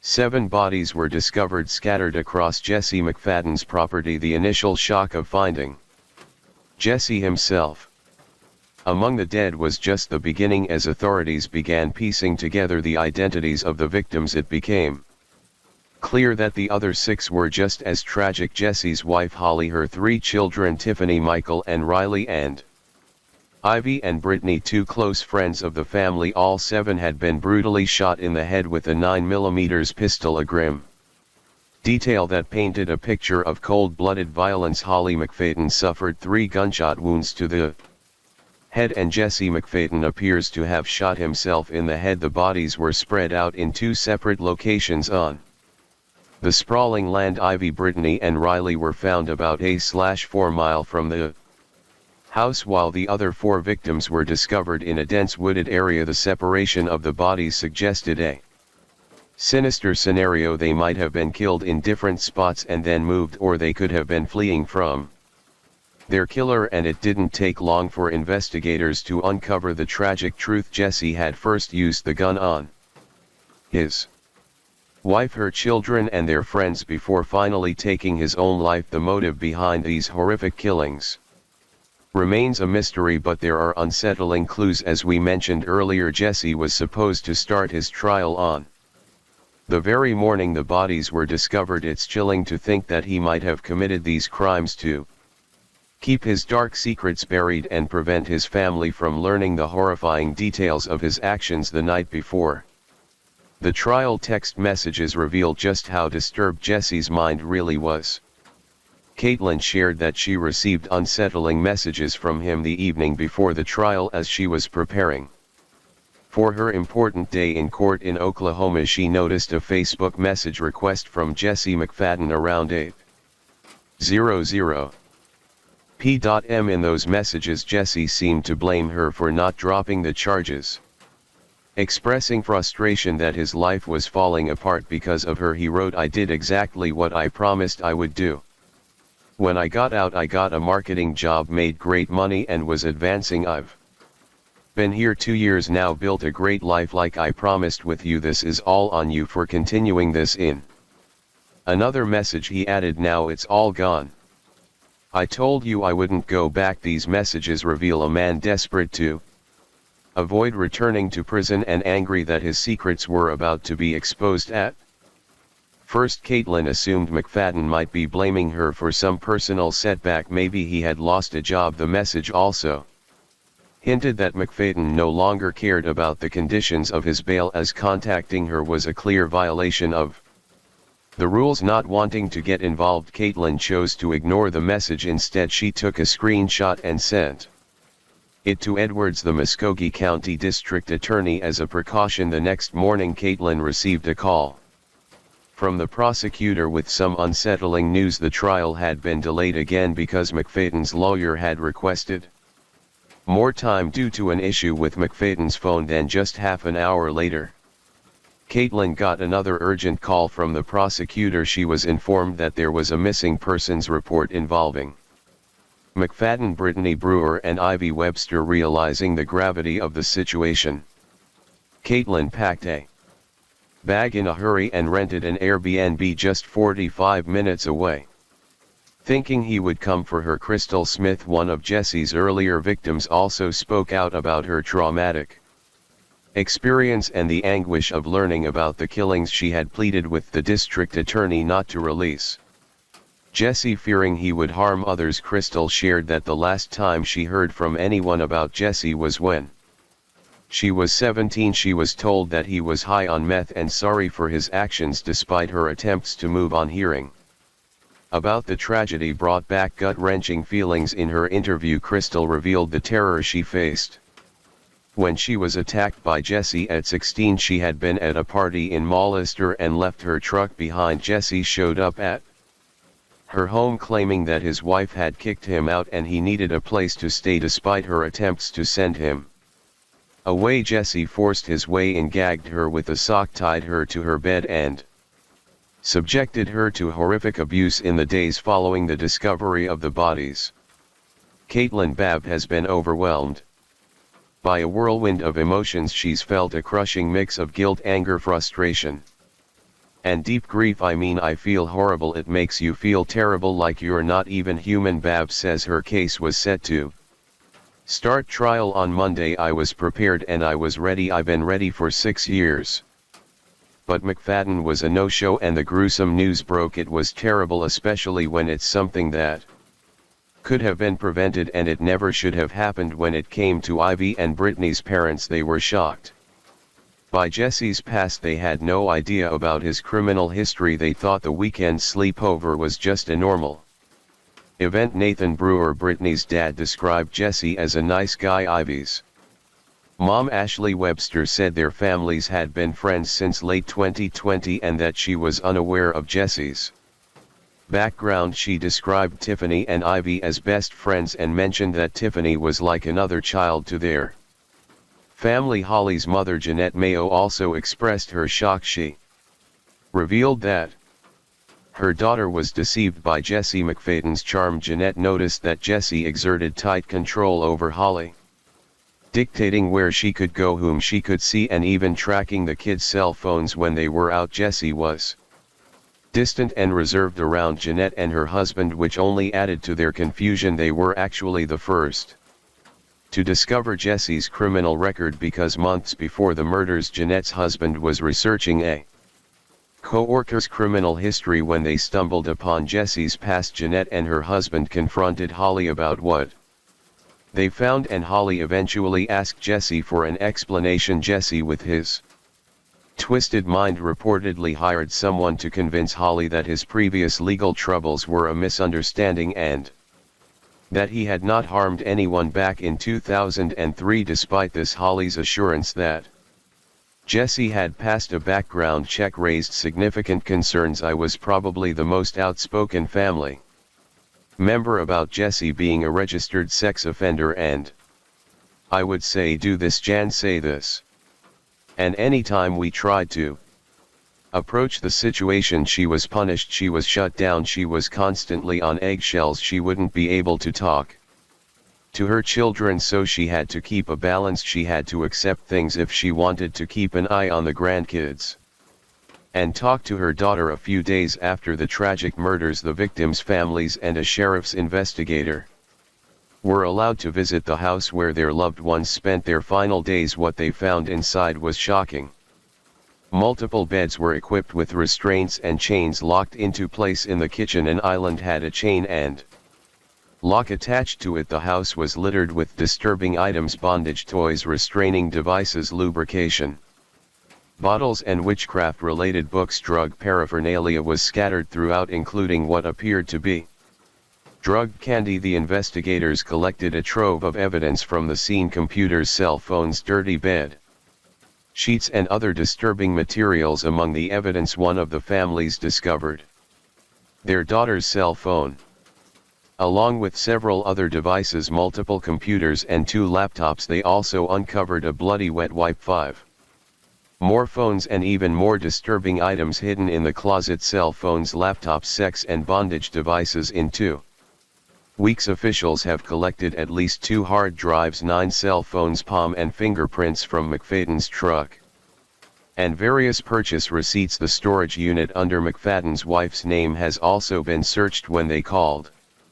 the police to report this, they shockingly told them to leave the property. Then a notebook came to light, filled with names including the 6 people Jesse had murdered. Given what was found in that house, many people can't help but wonder if Holly knew about Jesse's twisted actions. The condition of the house was beyond disgusting, a clear sign that something terrible had been happening for a long time. It's shocking how all this evidence was overlooked, possibly due to sheer negligence from law enforcement letting the family into the crime scene before it was fully cleared is unbelievable, and that notebook, it's chilling to think Jesse might have done this before with everything carefully planned. In an emotional interview, Ivy's parents shared their belief that Jesse impersonated their daughter in a text they received on Sunday after he had already killed her. Ivy's mom, Ashley, shared that she had been texting with Ivy late Saturday night, but the message she received the next morning fell off. The text said Ivy was going to molest her and would be home later, but now they think Jesse sent that message and Ivy was likely already gone when it was sent. Ashley described Ivy as a wonderful kid who loved animals, people, and playing softball. Ivy was known for her big heart and the way she cared for everyone around her, but more than anything, Ivy was Ashley's best friend. She was always thoughtful in her texts, messaging before and after most things, and never forgetting to say I love you. So when Ivy texted about going swimming in Molester and the specific wording she used, it felt different, but Ashley brushed it off, thinking Ivy was just in a rush. Ivy's parents also mentioned that they found Jesse a bit odd, but since Ivy's friends often hung out at his house, they felt it was safe for her to go there too. Additionally, Tiffany often visited their home, even staying over on weekends, and they never noticed anything strange during those times. Jesse had everyone fooled, making them believe he was a great guy, a loving husband, and a caring father figure. Brittany's father, Nathan, fought back tears as he spoke about his daughter, her outgoing personality, and her dreams of becoming a teacher or a vet. Brittany was also selected to be Miss July in a local pageant, part of the Miss National pageant in Tulsa. Both she and her loved ones were excited about it, and her dad is heartbroken that she won't be able to experience that or anything else. Jeanette, who tragically lost 4 family members, spoke out about her daughter and grandchildren. She described Holly as a fantastic mother who was overprotective and loved her children more than anything. As for Jesse, he didn't deserve an easy way out. His actions demanded far more than just a quick end. He needed to face true justice and suffering for what he did. Even those who knew him in prison have come forward, shedding light on just how twisted he was. James Fleming, who shared a cell with McFadden at Joseph Harp Correctional Center in 2015, described him as a very sexual person, noting that their conversations frequently took unsettling and inappropriate turns. He talked about sex all the time. Fleming said it wasn't just occasionally, it was constant, and I told someone recently if I hadn't been strong mentally and physically, I believe he would have tried to molest me. Fleming also shared how learning about McFadden's past changed his perception. When you find out something like that, it just shifts everything you think about a person because it's so horrific. He tried to justify his actions, but I knew better. You don't get a 20-year sentence for statutory rape if you're 18 and the girl is 17 and her parents just got upset. It's much worse than that. Locked up with a dangerous man. We were cellmates for about 16 months, maybe a little bit longer than that. While James Fleming was serving time for burglary, he met Jesse McFadden, who we've told you police say killed 5 children, his wife and himself. His weird sexual predatorness just came out of him. Everything that we talked about, was it always led to a sexual comment or innuendo, and knowing that the 2 friends were molested before their deaths has left many people questioning how someone like Jesse McFadden could slip through the cracks. Despite his past and the red flags, why were the signs ignored, and how did the system fail so many innocent lives? Even though Jesse McFadden tried to reinvent himself by marrying Holly and playing the role of a good dad for a while, the disturbing items found in their home, like hand restraints, sex toys, and explicit books, were huge warning signs. It's clear that Holly might have been manipulated into thinking all this was normal, so when you meet new people, keep this case in mind. Story 5. Yeah, well, we don't murder poor people. What happens when the systems you trust let a violent criminal roam freely, and what happens when you invite this criminal into your home near your children? In today's case, we'll look at how the monster known as Damien Bendel was created, emboldened, and let loose due to the incompetence of the Authorities we trust to keep us safe. This is a story of a ticking time bomb who ultimately took the lives of 4 innocent souls in the most inhumane way possible. As we uncover the details of this case, you will be shocked to see just how preventable it all could have been. Let's get started. Damien Bendel was born on the 6th of January 1990 in Swindon, a town in Wiltshire, England. Right from the get-go, Bendel's family life was chaotic. He grew up regularly witnessing fighting, drug use and people breaking the law. Instead of being ashamed of this, Bendel actually felt proud. He would brag to his peers about how many times his family members had been in jail. According to his own account, he started selling drugs at the age of 9. A source from his hometown said Bendel's criminal acts were all part of a stated intention to emulate a bad boy relative he looked up to. The source claimed he always wanted to be like his relative but always fell short because the relative was far worse. He was open about it and would say he wanted to be a bad boy. A neighbor who also knew him growing up described Bendel as a fantasist who boasted of hanging around with gangsters in South London. As Bendel got older, he started causing trouble in his neighborhood. In 2004, at age 13, he was reprimanded for criminal damage after throwing an egg at a woman's house. From there, he would try to escalate his violence to a sickening level. Bendel was known for hurting animals. Locals said he especially took pleasure in torturing kittens. Research has consistently reported childhood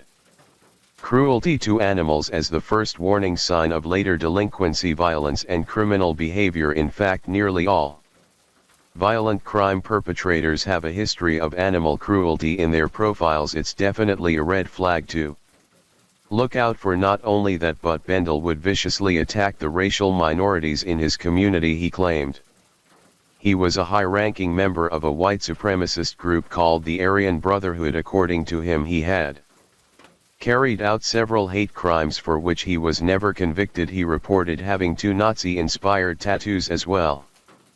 But the issue here is that there is no evidence he has ever been a part of this group. His probation officers would even go on to mention that he had a habit of telling people grandiose stories about himself. This habitual pathological lying is another major red flag from Bendel's early life. Another big problem in Bendel's life was drugs. He started using cocaine and heroin when he was a teenager, which gave him the push to start committing crimes for the money to afford his habit. On April 20, 2010, the police found cocaine on him and gave him a warning, but this didn't stop him. Just a few weeks later, on June 3, 2010, Bendel attacked an Asian man who was walking alone on the street. When the man tried to defend himself, Bendel mercilessly beat him up and stole his things. According to a report, this beating had left the man unconscious. The level of force he used was described as excessive and beyond what was needed to simply rob him. Bendel was just enjoying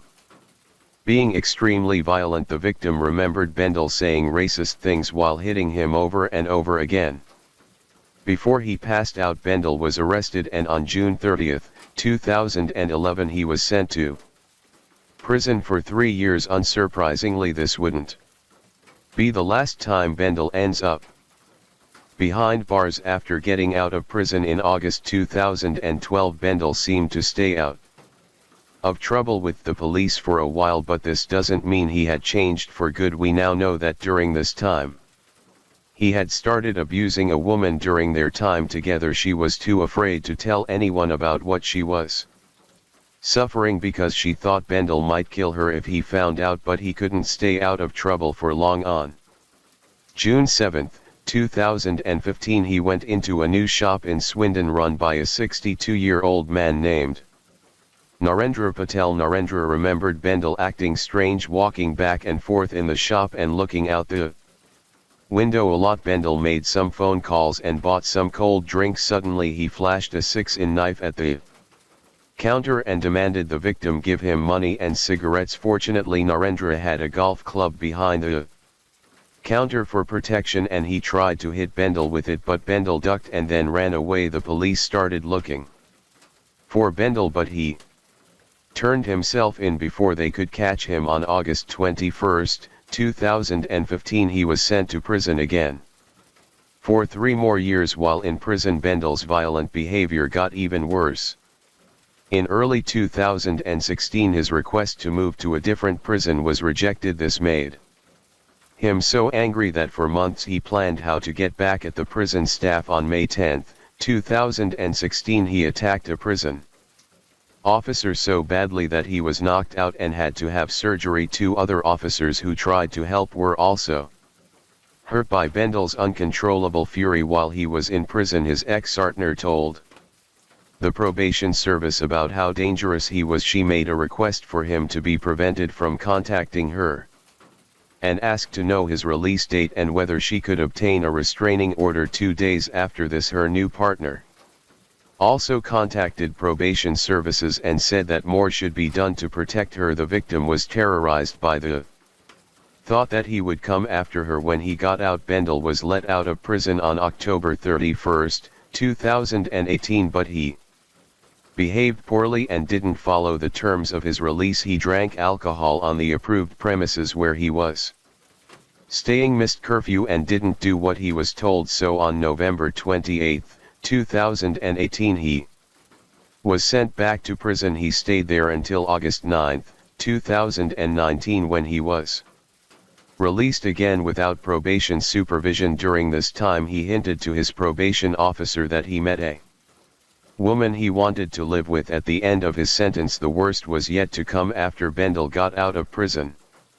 Again his deviance only grew worse. He grew a sexual interest in children. In May 2020 the police in Wiltshire were told that Bendel was trying to get close to a 16-year-old girl who was in foster care. The police wanted to warn him to keep away from the teenager, but he had escaped. By then he had allegedly moved on trying to start sexual relationships with even younger girls who were in similar situations. The police feared Bendel could start abusing them, so he was classified as high risk. The police told the probation service about this, but later on this information wasn't used when it should have been. This gross negligence from the probation service was widely condemned later. For now, this shows how dangerous people like Bendel can be. A lifetime of guiltlessly lying makes them experts at manipulation with women. Bendel would draw them in by making them feel special, but later show how terrifying he really was. By then it was often too late, as the women were under his control and too scared to leave. This is how Bendel started a relationship with Terry Harris, a 35-year-old single mother of 2. They met on a dating website in March 2020. Terry had just broken up with her partner of 14 years, Jason Bennett. Jason was the father of Terry's 2 children, Lacey, who was 11 years old, and John Paul, 13 years old. Terry really liked Bendel, and after only a few months they started living together in a house in Keelamarsh, a village near Sheffield. But as psychopaths often do, Bendel had 2 ulterior motives for moving in with Terry. First, he could be closer to her and control her more easily. Second, he could avoid the police because they were looking for him. This was because a few months after they met he set fire to a car he was trying to steal in Swindon while drunk and high on cannabis. Terry, who was unaware of this, really liked Bendel, but her friends and family were worried. Bendel liked to brag about his criminal past and that he was running from the police. A friend of Terry described how Bendel was acting erratically and appeared pumped up, as if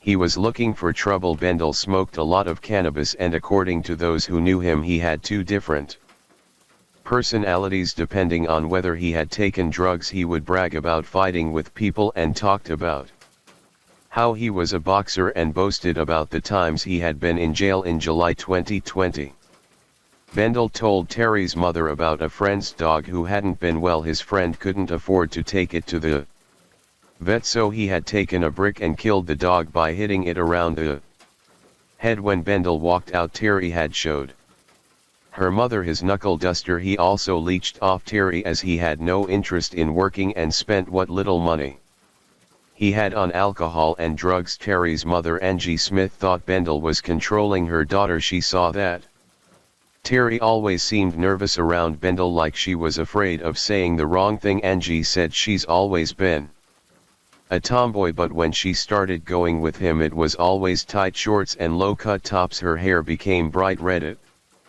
was as if he was parading her around. Bendel was also stopping Terry from seeing her mom and friends. Angie begged Terry to leave Bendel, but she was in love with him. Terry got pregnant early in the relationship and was very happy about it, but the idea of becoming a father didn't make Bendel's behavior any better. Instead, his behavior grew worse and more abusive. He became very jealous and baselessly accused Terry of cheating on him constantly. Bendel was so irrationally angry that even neighbors could hear his shouting and abuse. Unable to take this awful treatment any longer, Terry began her first steps to get away from Bendel. That's when the situation reached its worst point. In May 2021, the police finally caught up with Bendel. They arrested him for the arson he had committed the year before, and he was taken to court on the 9th of June 2021. Bendel was given a suspended prison sentence and a curfew. This meant he didn't have to go to prison right away, but he had to follow certain rules. Shockingly, this abusive man was allowed to go back and live with Terry and her children just 3 months later. One of the most horrific crimes in Britain took place. This was a deeply concerning and appalling case. We found that at every stage of Damien Bendel's supervision by the probation service, from his initial court report to his supervision in the community, the quality of that work was wholly inadequate and far below what was required and what the public have every right to expect. I think we found both failings amongst individual practice by probation staff and by their line managers, but they reflected a broader issue in the probation service, that they are struggling to properly assess and manage the risks of harm that people on probation may present to the public and to children and to potential partners. Late in the evening of September 18, 2021, Bendel was in the house with Terry and her 2 children, John Paul and Lacey.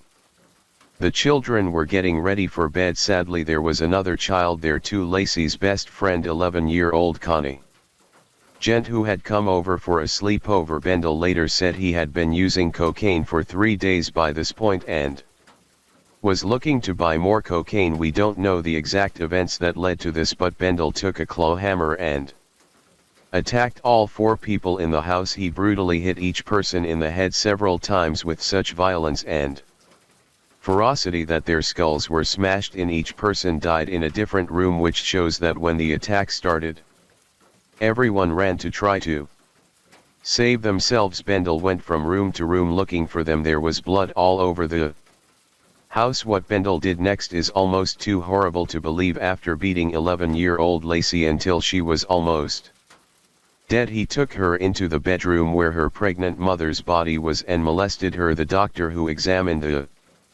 bodies later said that Lacey was assaulted after she had been attacked and while she was dying from her terrible head injuries. After he was done, he applied pressure on her neck to kill her. The last moments of her young life were spent in unbearable agony. After this, Bendel sat with the bodies for several hours. He didn't try to clean up the house at all, but he did change his clothes multiple times. Later, he was seen on camera carrying a bag with John Paul's Xbox game console in it. He took a taxi and traded this game console for cocaine. He was also seen going into a corner shop where he didn't look upset or worried at all. Remember, this is a man who had just killed 4 people. Their bodies were still lying where he had left them. On his way back, he had told a taxi driver he had been chilling with the family. This is a level of psychopathy that can leave one speechless in horror. About 12 hours after the murders, Bendel finally called the police. He did this so he could tell his version of the story first and try to control the narrative. Basically, I need the police and the ambulance now, because I've killed 4 people. Okay, just hold the line. Bend also made a weak attempt to self-harm by stabbing himself. He tried to make it look like he was so upset by what he'd done that he tried to end his own life, but it only left superficial stab wounds on his chest and abdomen. Come to me. Have you got anything on you that you shouldn't have? No. There's no weapons or nothing, right? Do you just want to undo your code? Have you armed yourself yet? He was calm and totally relaxed during the questioning. Anyone else yet? What have you done? I've murdered 4 people, he told the officers. The whole house is covered in blood. I used a hammer. I didn't realize what I'd done. I've murdered 4 people. I don't know why I blacked out. It was as if I was outside my body. He also made sure to tell them that he'd been using a lot of drugs for the past few days and was so high that he couldn't remember anything. But even while trying to make excuses, this cruel and evil man couldn't help but brag about what he'd done. He said to the officers, I bet you don't get 4 murders and kill a marsh, do you? After his arrest, Bendel was charged with 4 counts of murder and 1 count of rape. He tried several tactics to avoid the full consequences of his actions. First, he claimed he was so high on drugs that he couldn't remember killing anyone. He also refused to admit that he had assaulted Lacey. This was probably because he knew how child sex offenders are treated in prison. Bendel offered to plead guilty to manslaughter. This would mean admitting he killed all 4 victims, but saying he didn't plan to do it. The court rejected this offer. It was easy to prove that Bendel was lying. He said he couldn't remember the killings, but he was able to take the game console, go into town and buy drugs. He also waited many hours before calling for help. When the police arrived, he was calm and detached, acting like he had done something minor. On December 21, 2021, at Derby Crown Court, Bendel knew he couldn't keep lying. He pleaded guilty to 4 counts of murder and 1 count of rape. That same afternoon, he stood before Mr. Justice Sweeney Casey to be sentenced in a last attempt to get sympathy. Bendel's lawyer said that Bendel was now sorry for what he had done. The judge didn't believe this. In his sentencing remarks, the judge said the murders were brutal, vicious and cruel. He pointed out that Bendel had killed defenseless children and a woman he claimed to have loved who was pregnant with his child. Then the judge gave Bendel his sentence for the murder and rape of 11-year-old Lacey, and for the murders of 13-year-old John Paul, 11-year-old Connie and 35-year-old Terry. Bendel was given a whole life order. This means he will never be released from prison. Unfortunately, the probation officer who wrote Bendel's report didn't do their job properly. They only listened to what Bendel said, even though Bendel was good at manipulating people and was very dangerous. Instead of checking with anyone else or looking at Bendel's long history of crimes, the officers simply believed his lies. If they had done their due diligence, they would have seen how violent he had been both in and out of prison. They would have seen warnings about how he treated his partners and that people were worried he might hurt children because they didn't do this. They told the court that they thought Bendel wasn't likely to seriously hurt partners or children. They also said Bendel shouldn't go to prison. Instead, they suggested he should have to stay at home with Terry during certain hours. Usually at night, he would wear an ankle bracelet to make sure he followed this rule. In a scathing indictment of the state of the service, Peter Nito, the senior coroner for Derby and Derby, said the victims had been failed by overworked, stressed and inexperienced probation officers. Bendel's case was managed by 2 trainee probation officers with just months of experience between them and who did not have the experience, qualifications or training to manage the case, while managers failed to properly supervise recording. His conclusion for all 4 inquests after hearing 2 weeks of evidence. MRO said they were unlawfully killed, but their deaths were contributed to by acts or omissions by the designated state agency for offending management. In the course of Damien Bendel's offender supervision and management, the probation service accepted a staggering 51 separate failings at the inquests held at Chesterfield Corners Court and accepted a catalogue of missed opportunities and lack of scrutiny concerning Bendel's supervision going back several years. A review found failings at every stage. We'll never know what would have happened if the report had been different. The judge might still have decided not to send Bendel to prison, but the information given to the judge was so wrong that it was careless and dangerous. Angie Smith, Terry's mother, spoke about her overwhelming grief. She Lost not only her daughter, her only child, but also her grandchildren. Angie talks about how precious her daughter and grandchildren were to her and how she would give anything to spend just one more moment with them. Jason Bennett, the father of John Paul and Lacey, said that the murder of his two children has destroyed his life. He feels that life now seems pointless, and it's painful to think about the future. He sometimes gets distracted by thoughts of how his children died, reliving the trauma in his mind. Charlie Gent, Connie's father, spoke just 9 days after his daughter was murdered. He described Connie as his best friend, someone who could always make him smile. Charlie also talked about the last day he spent with Connie, saying he remembers how good it felt to hold her and how safe she made him feel. He wanted to be interviewed to urge other parents to value their time with their children, because you never know when it might be the last. The lingering question is, why did Bendel commit these horrifying murders? Much to the family's dismay, he never explained his motives clearly. Some speculate that it was due to his apprehension on becoming a father, while others say he was abusing Lacey and wanted to keep her quiet. Could drugs be reason enough to lose control like this, or was this plain psychopathic rage? Another question is whether this was preventable. Could a proper intervention from authorities have potentially saved their lives? What else can be done to reform the system at every stage of probation supervision of Damien Bendel? From assessment to the court report to his supervision in the community, the quality of that work by probation was of an unacceptable standard and well below what was required and what the public, I think, have a right to expect. Story 6. In 1987, the bodies of these 14 people were discovered inside the home of Ronald Gene Simmons, but the nightmare didn't end there. What followed became one of the most shocking and haunting massacres in Arkansas history. In Arkansas, investigators continued to look into one of the nation's worst cases of mass murder. Ronald Gene Simmons was already known for being violent, but nothing prepared anyone for the horrifying truths that would shake Arkansas from 1987 all the way to today. And when I say haunting, I mean every single detail is chilling. So if stories about incest, abuse and murder aren't your thing, you might want to think twice, because this is one case you will never forget. He looked at me with that gun and pointed that gun on me. He had this just horrid grin on his face, and he looked mad. He just looked mad, like a mad dog would look at you. A mad dog, a recluse, a weirdo, and a nice guy. All descriptions of this man so far. Gene Simmons has said nothing to police, showed no emotion except at the mention of family long before the headlines.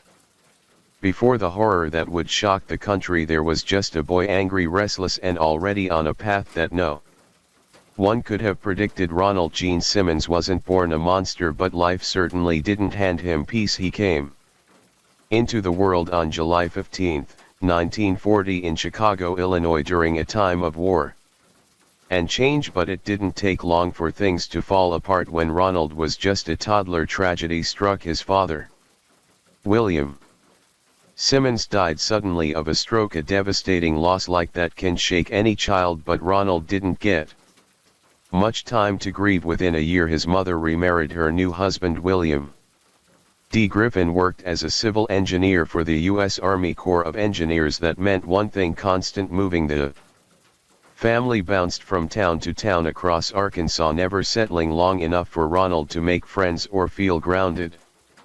To a young boy craving stability, these never-ending changes planted seeds of frustration, loneliness, and rage. He never quite fit in. He was the new kid too many times to count. Eventually he gave up on trying instead of making connections.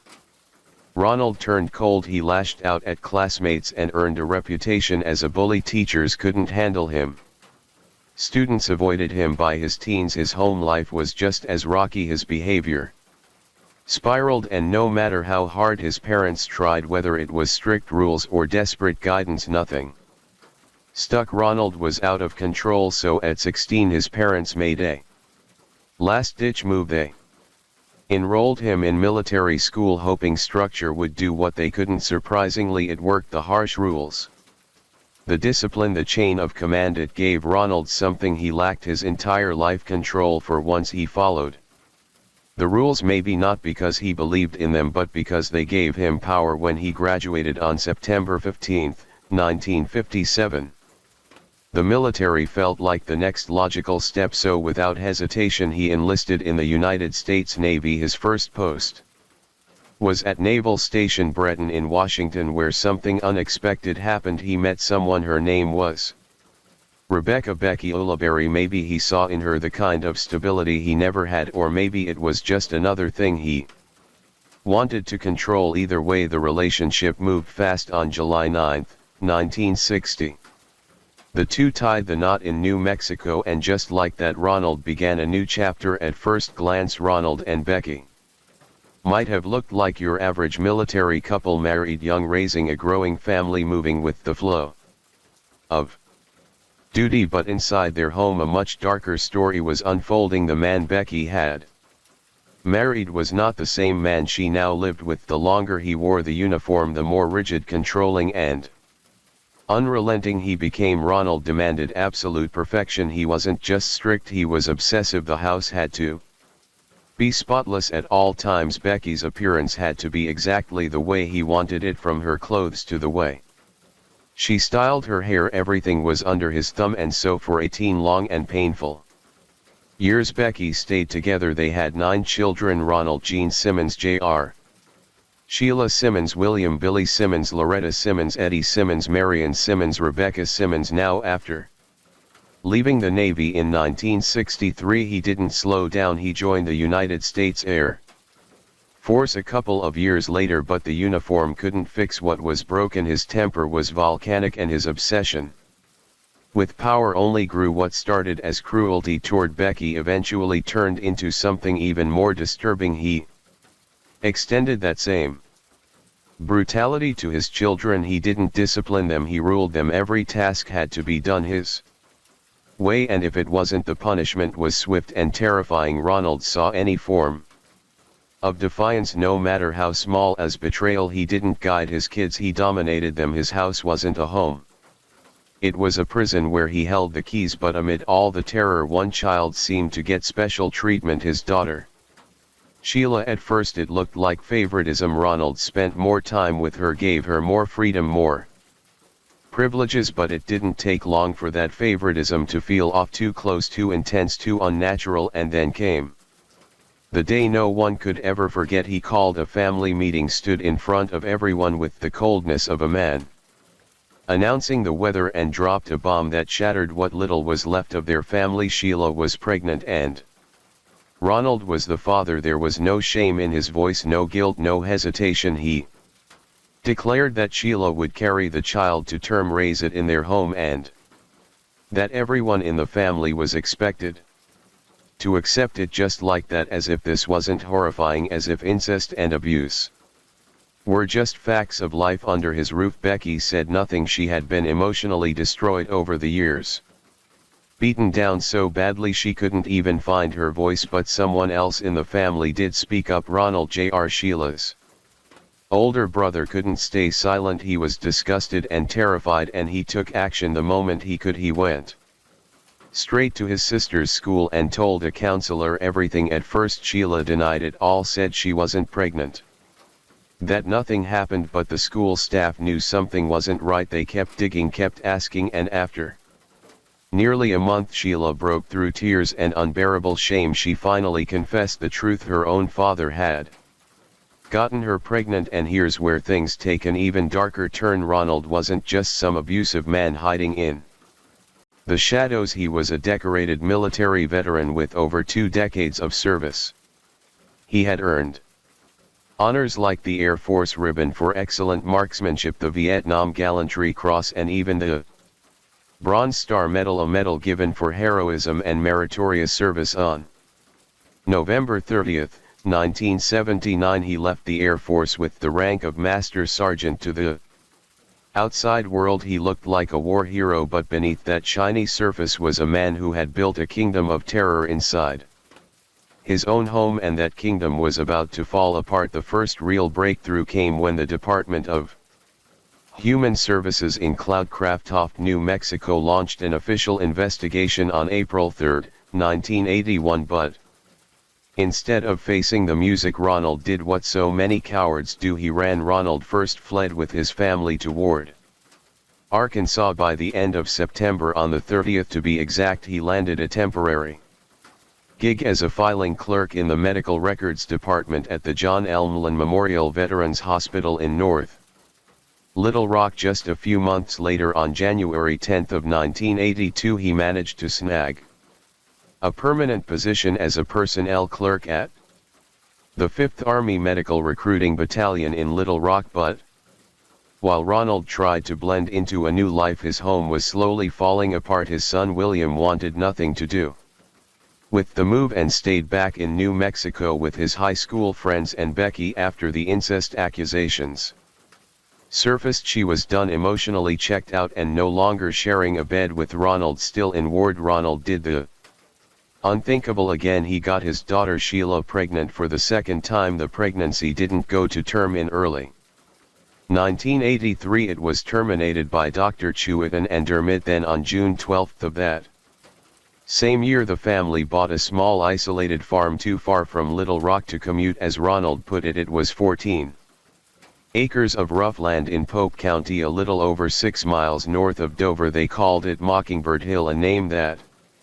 would come to haunt them. Ronald quit his recruiting job that August and retreated into their new hideout far from society's eyes. Part of the reason for the move, Sheila had started seeing a young guy named Dennis McNeld, whom she met at the Draffen School of Business. She was studying to be a secretary, and Dennis was into radio communications. The distance didn't scare Dennis one bit. He regularly made the grueling 170m round trips to see her, determined to keep their relationship alive despite the family's eerie isolation. Mockingbird Hill sat on a low ridge near Arkansas Highway 7 in the tiny Blinken Met community of Pleasant Grove. The surroundings: a church, a graveyard, a corner store, and a campground. Bare bones, just how Ronald liked it. Within 2 days of moving in, he hammered a no trespassing sign into the dirt and started wrapping the property in barbed wire, cutting his family off from the outside world. Their home was a 5-bedroom mobile unit with 2 extra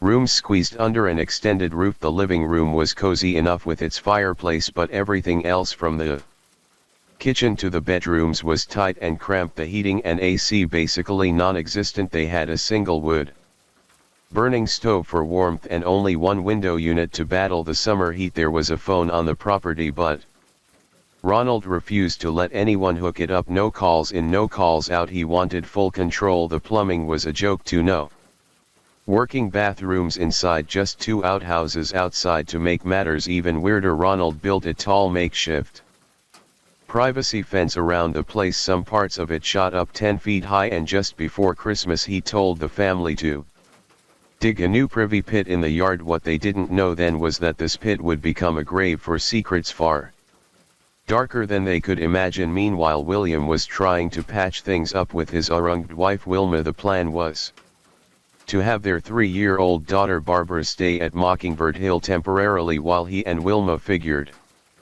things out. They were even planning to remarry in February of 1988. William arrived at the farm on December 21, but Wilma had to stay behind in New Mexico for Christmas. Money was too tight for the trip back. At the farm, Ronald had become a shadow of himself, sinking deeper into isolation. He locked himself away in his bedroom, his private chamber that no one, not even Becky, dared enter. Her sister Edith Nesby would later recall that Ronald kept the door locked whether he was inside or not. He was quiet, stingy, and had a dead-eyed stare that could freeze a person in their tracks. Even his kids were afraid of him. He made them do pointless, punishing tasks like hauling 5-gallon buckets of dirt up steep hills for no reason. 17-year-old Loretta once told a classmate her father was just a drunken bum, always gripping a beer, always disappearing into that foul-smelling room no one else could enter. Now, as mentioned earlier, Ronald was once a force to be reckoned with thanks to his military achievements, but when he entered civilian life he found himself taking lowly jobs that bruised his ego.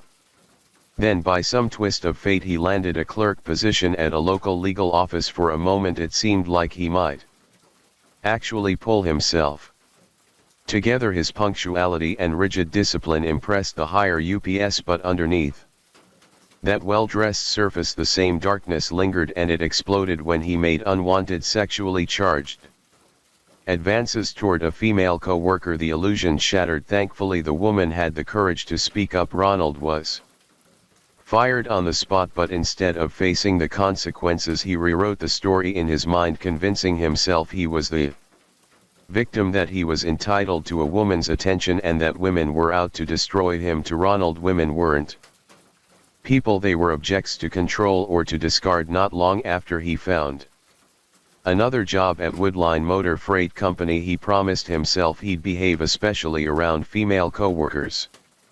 Outwardly he kept his distance, inwardly his resentment festered. He despised women, he despised the civilian world, he missed the strict rules and rank of the military, the instant respect, the control. Now he was just another nobody in a town that didn't know his name, answering to people he didn't respect and worse, couldn't control. And then came Joyce Elaine Butts, his new boss, a woman instead. For Ronald this was intolerable. Taking orders from a woman who wasn't afraid of him drove him into a rage. He became openly insubordinate and downright hostile. It didn't take long before he was fired again, but in his twisted mind he still wasn't the problem. He blamed the women of Arkansas for his downfall, believing they were sabotaging him out of spite. He never stopped to consider that maybe it was his own hatred and violence that drove people away. By then the once bustling Simmons household was beginning to thin out. The kids were growing up and leaving. Jean, the eldest, had married and moved out before the family even left New Mexico. Sheila, who had survived years of unspeakable trauma under Ronald's roof, had also married and was raising her daughter Sylvia. The child, fathered by her own father William, had secured a managerial job at Hardee's and married Rena Dame, building a new life in Fordyce, Loretta.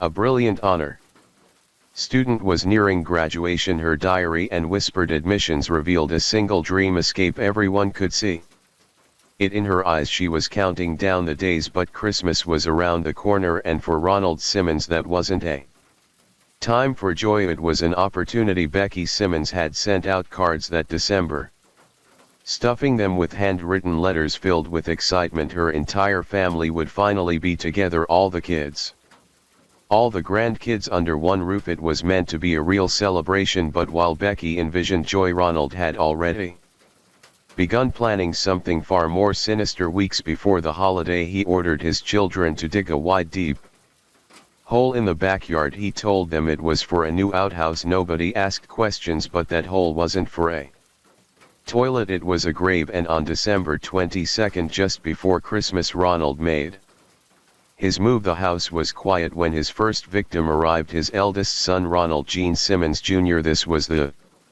same son who had allegedly reported the disturbing situation between Sheila and their father to the school counselor, and without any warning Ronald struck Gene square in the forehead with a crowbar, hard and fast. But he didn't stop there.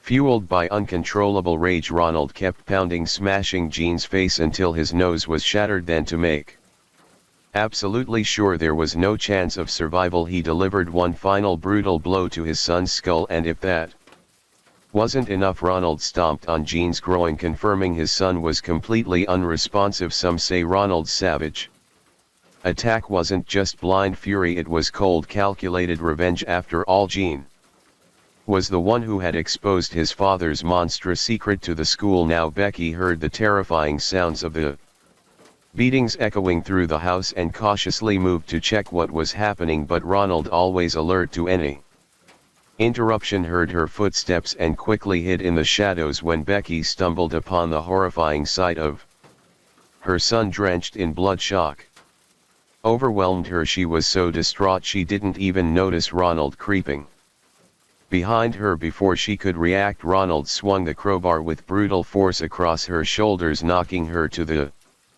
Floor his eyes burned with a dark vengeful fire. He blamed Becky for the rebellion of his children, seeing her as the root of his family's collapse. As Becky scrambled on the ground desperate to escape, Ronald struck her again and again, breaking ribs with each merciless blow. Determined to inflict as much pain as possible, he turned the jagged teeth of the crowbar against her flesh, tearing away chunks of skin. By the time he finished, Becky was lifeless, but Ronald wasn't satisfied. To be certain, he pulled out a .022 caliber pistol and fired a final shot into the back of her head. The gunshot jolted 3-year-old Barbara, Ronald's granddaughter and the daughter of Jean Jr. awake. She began crying, small, frightened, so that soon grew wearing too. Ronald concealing the pistol behind his back, he entered her room pretending to comfort her, his arms wrapped around her. But then they tightened around her neck, his hands squeezed mercilessly, cutting off the last desperate gasp of breath from Barbara's tiny body. Cold and methodical, Ronald dragged the bodies of those he had slain to the cesspit, the same one he had forced the children to dig when they first moved to the isolated property. Barbara had wet herself out of fear as she was choked to death. Ronald placed her body in a garbage bag and dumped it beside her grandmother's. To ensure no scavenging animals would disturb the grim scene, he wrapped barbed wire around the cesspit's perimeter. Finally, he doused the corpses with kerosene, masking the nauseating stench of decay with a temporary barrier. According to reports, Ronald's next victim was his 17-year-old daughter Loretta. Her striking resemblance to Sheila, the daughter who had betrayed him, stirred a violent rage within him. He dragged Loretta into the living room. Shoving her face into a barrel of ice-cold water, she fought with desperate strength, but Ronald's grip was unyielding. When she finally went still, he carried her lifeless body to the cesspit with the others. The remaining 3 children, Eddie, Marianne and Becky, met the same grim fate, killed and discarded in the cesspit as well. The first to arrive were William H. Simmons, II, aged 22, his wife Ranada Mae Simmons, age 21, and their toddler son William H. Simmons, III, just 20 months old. Reports state Ronald shot the 2 adults in the dining room, then covered their bodies with coats and blankets, leaving them draped across the dining table. The infant was strangled and drowned, then placed in the trunk of a car parked behind the Simmons home. Shortly after, Ronald's 24-year-old daughter Sheila arrived with her husband, 33-year-old Dennis Raymond McNelt, and their 2 children, 7-year-old Sylvia and 21-month-old Michael. As they stepped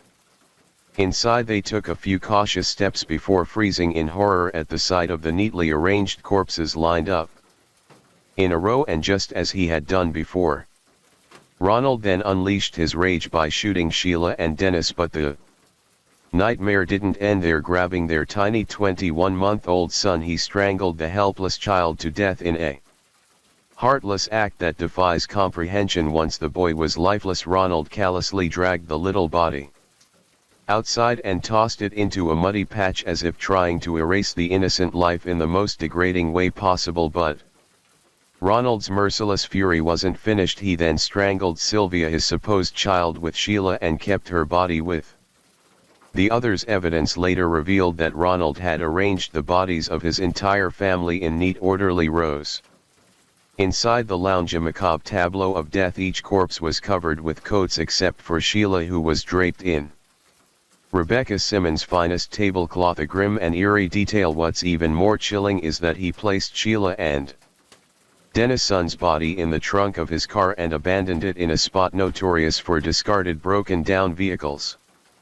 Ronald clearly believed the boy, being Dennis's son, was unworthy to decompose alongside the rest of the family. A disturbing insight into his twisted mindset. After committing this brutal act, Ronald drove to a Sears store in Russellville, where he collected Christmas gifts he had ordered for his family, gifts meant to symbolize love and joy, yet purchased by a man who had just destroyed his own bloodline that same night. In an almost surreal juxtaposition, Ronald headed to a private club to drink and celebrate what he called his successful plan, as if he had just conquered a victory rather than committed mass murder. He returned home afterwards, spending the rest of the evening and the following day drinking beer and watching television, his chilling calm contrasting sharply with the horror he had wrought. Yet Ronald's quest for vengeance was far from over. On the morning of December 28, 1987, he took his son Ronald Jr.'s car to a Walmart in Russellville, where he purchased yet another gun, preparing for the violent rampage that would soon follow. His first target was the Peel, Eddy and Gibbons law firm, where Kathy Kendrick, the woman who had gotten him fired for sexual harassment, still worked, wearing a cowboy hat as a crude disguise. Ronald stormed in and the office echoed with the terrifying sound of Kathy's screams, followed by a gunshot. She died before help could arrive, and at that time Ronald's identity as the shooter remained unknown. Ronald's rampage didn't stop there. Next he attacked the Taylor Oil Company, where he wounded Russell Taylor, the owner of the Sinclair Mini Mart, from which Ronald had recently resigned. During the chaos he also shot and killed James Jim Chaffin, a fireman and part-time truck driver for Taylor Oil, the only victim in the spree who was a stranger to Ronald after missing another employee. Ronald left the building and made his way to the Sinclair Mini Mart, where he shot and wounded Roberto Woolery and David Saylor. His final stop was the Woodline Motor Freight Company, where he found his former supervisor Joyce Butts and shot her in the head and chest, seriously wounding her. In a chilling moment he then took worker Vicky Jackson at gunpoint into the computer office and ordered her to call the police, demanding her to tell them, "I've come to do what I wanted to do. It's all over now. I've gotten everybody who wanted to hurt me."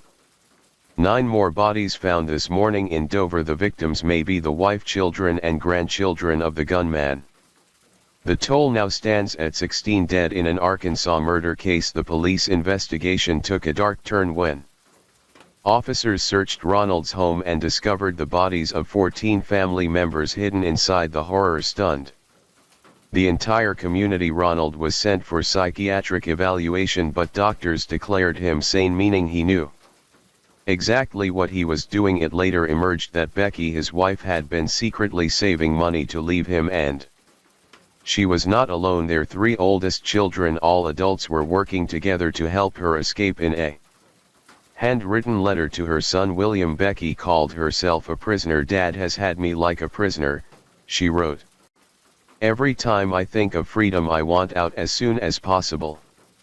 Her letter spoke of loneliness, fear and a dream of simple joys like having a phone, going to church or seeing her children anytime she wanted. She even called him Fatso in letters she never dared to send, and told Sheila she didn't want to give him anything, not even pity. Friends of Loretta said she knew her mom wanted to leave but feared she couldn't support the kids. Becky hoped Loretta would live with her brother Ronald Jr. in San Antonio, far away from the nightmare at home. Her siblings noticed it too. Becky's sister said Ronald got stranger and stranger every year. Her brother said Ronald had turned their home into a prison. After the incest came out, Ronald lost control. The family avoided him and the respect and fear was gone. That's what broke him. One chilling clue sealed it: a letter Ronald wrote to Sheila.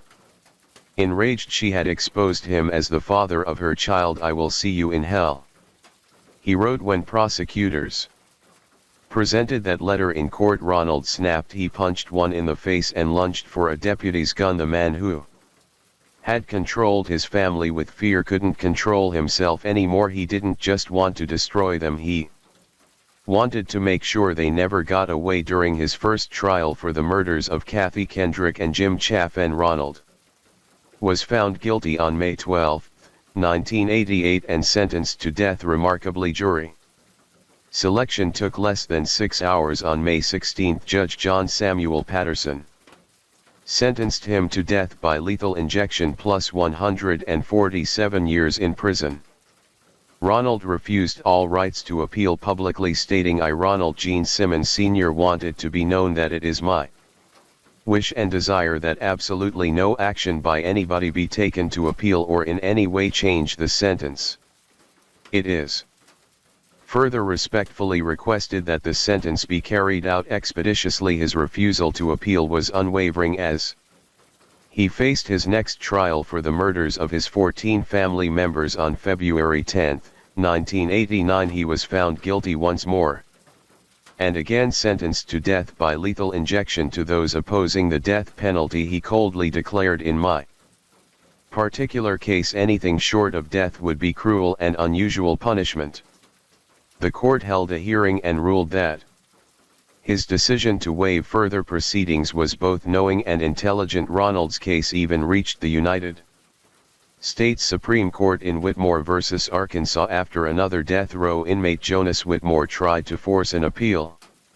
On Ronald's behalf, Whitmore and Reverend Louis Farron argued that Ronald's refusal to appeal threatened the appellate rights of other inmates, but by a 7-2 vote the Supreme Court rejected this effort. Due to ongoing legal wrangling, Ronald's execution was delayed and he spent his time on death row, isolated from other prisoners who constantly threatened his life for refusing to appeal and damaging their chances to beat death sentences. On May 31, 1990, Governor Bill Clinton signed Ronald's second execution warrant, setting his death for June 25, 1990, the fastest execution after sentencing in U.S. history since the death penalty was reinstated in 1976. Ronald refused all visitors, including lawyers and clergy, choosing to face death alone. His final words were chilling and deliberate: "Justice delayed, finally be done, is justifiable homicide." No family members claimed his body, and Ronald was buried in a pauper's plot at Lincoln Memorial Lawn in Varner, Lincoln County. Now, for those of us who've been covering true crime stories for a while, this one truly hits different. It's not just the number of victims, it's the haunting details, the twisted mindset, and how unbelievably small the reason behind it all was. You can't help but wonder, could someone have stopped this before it spiraled into one of the worst family massacres in history? Was there a moment, a sign, a cry for help that was missed?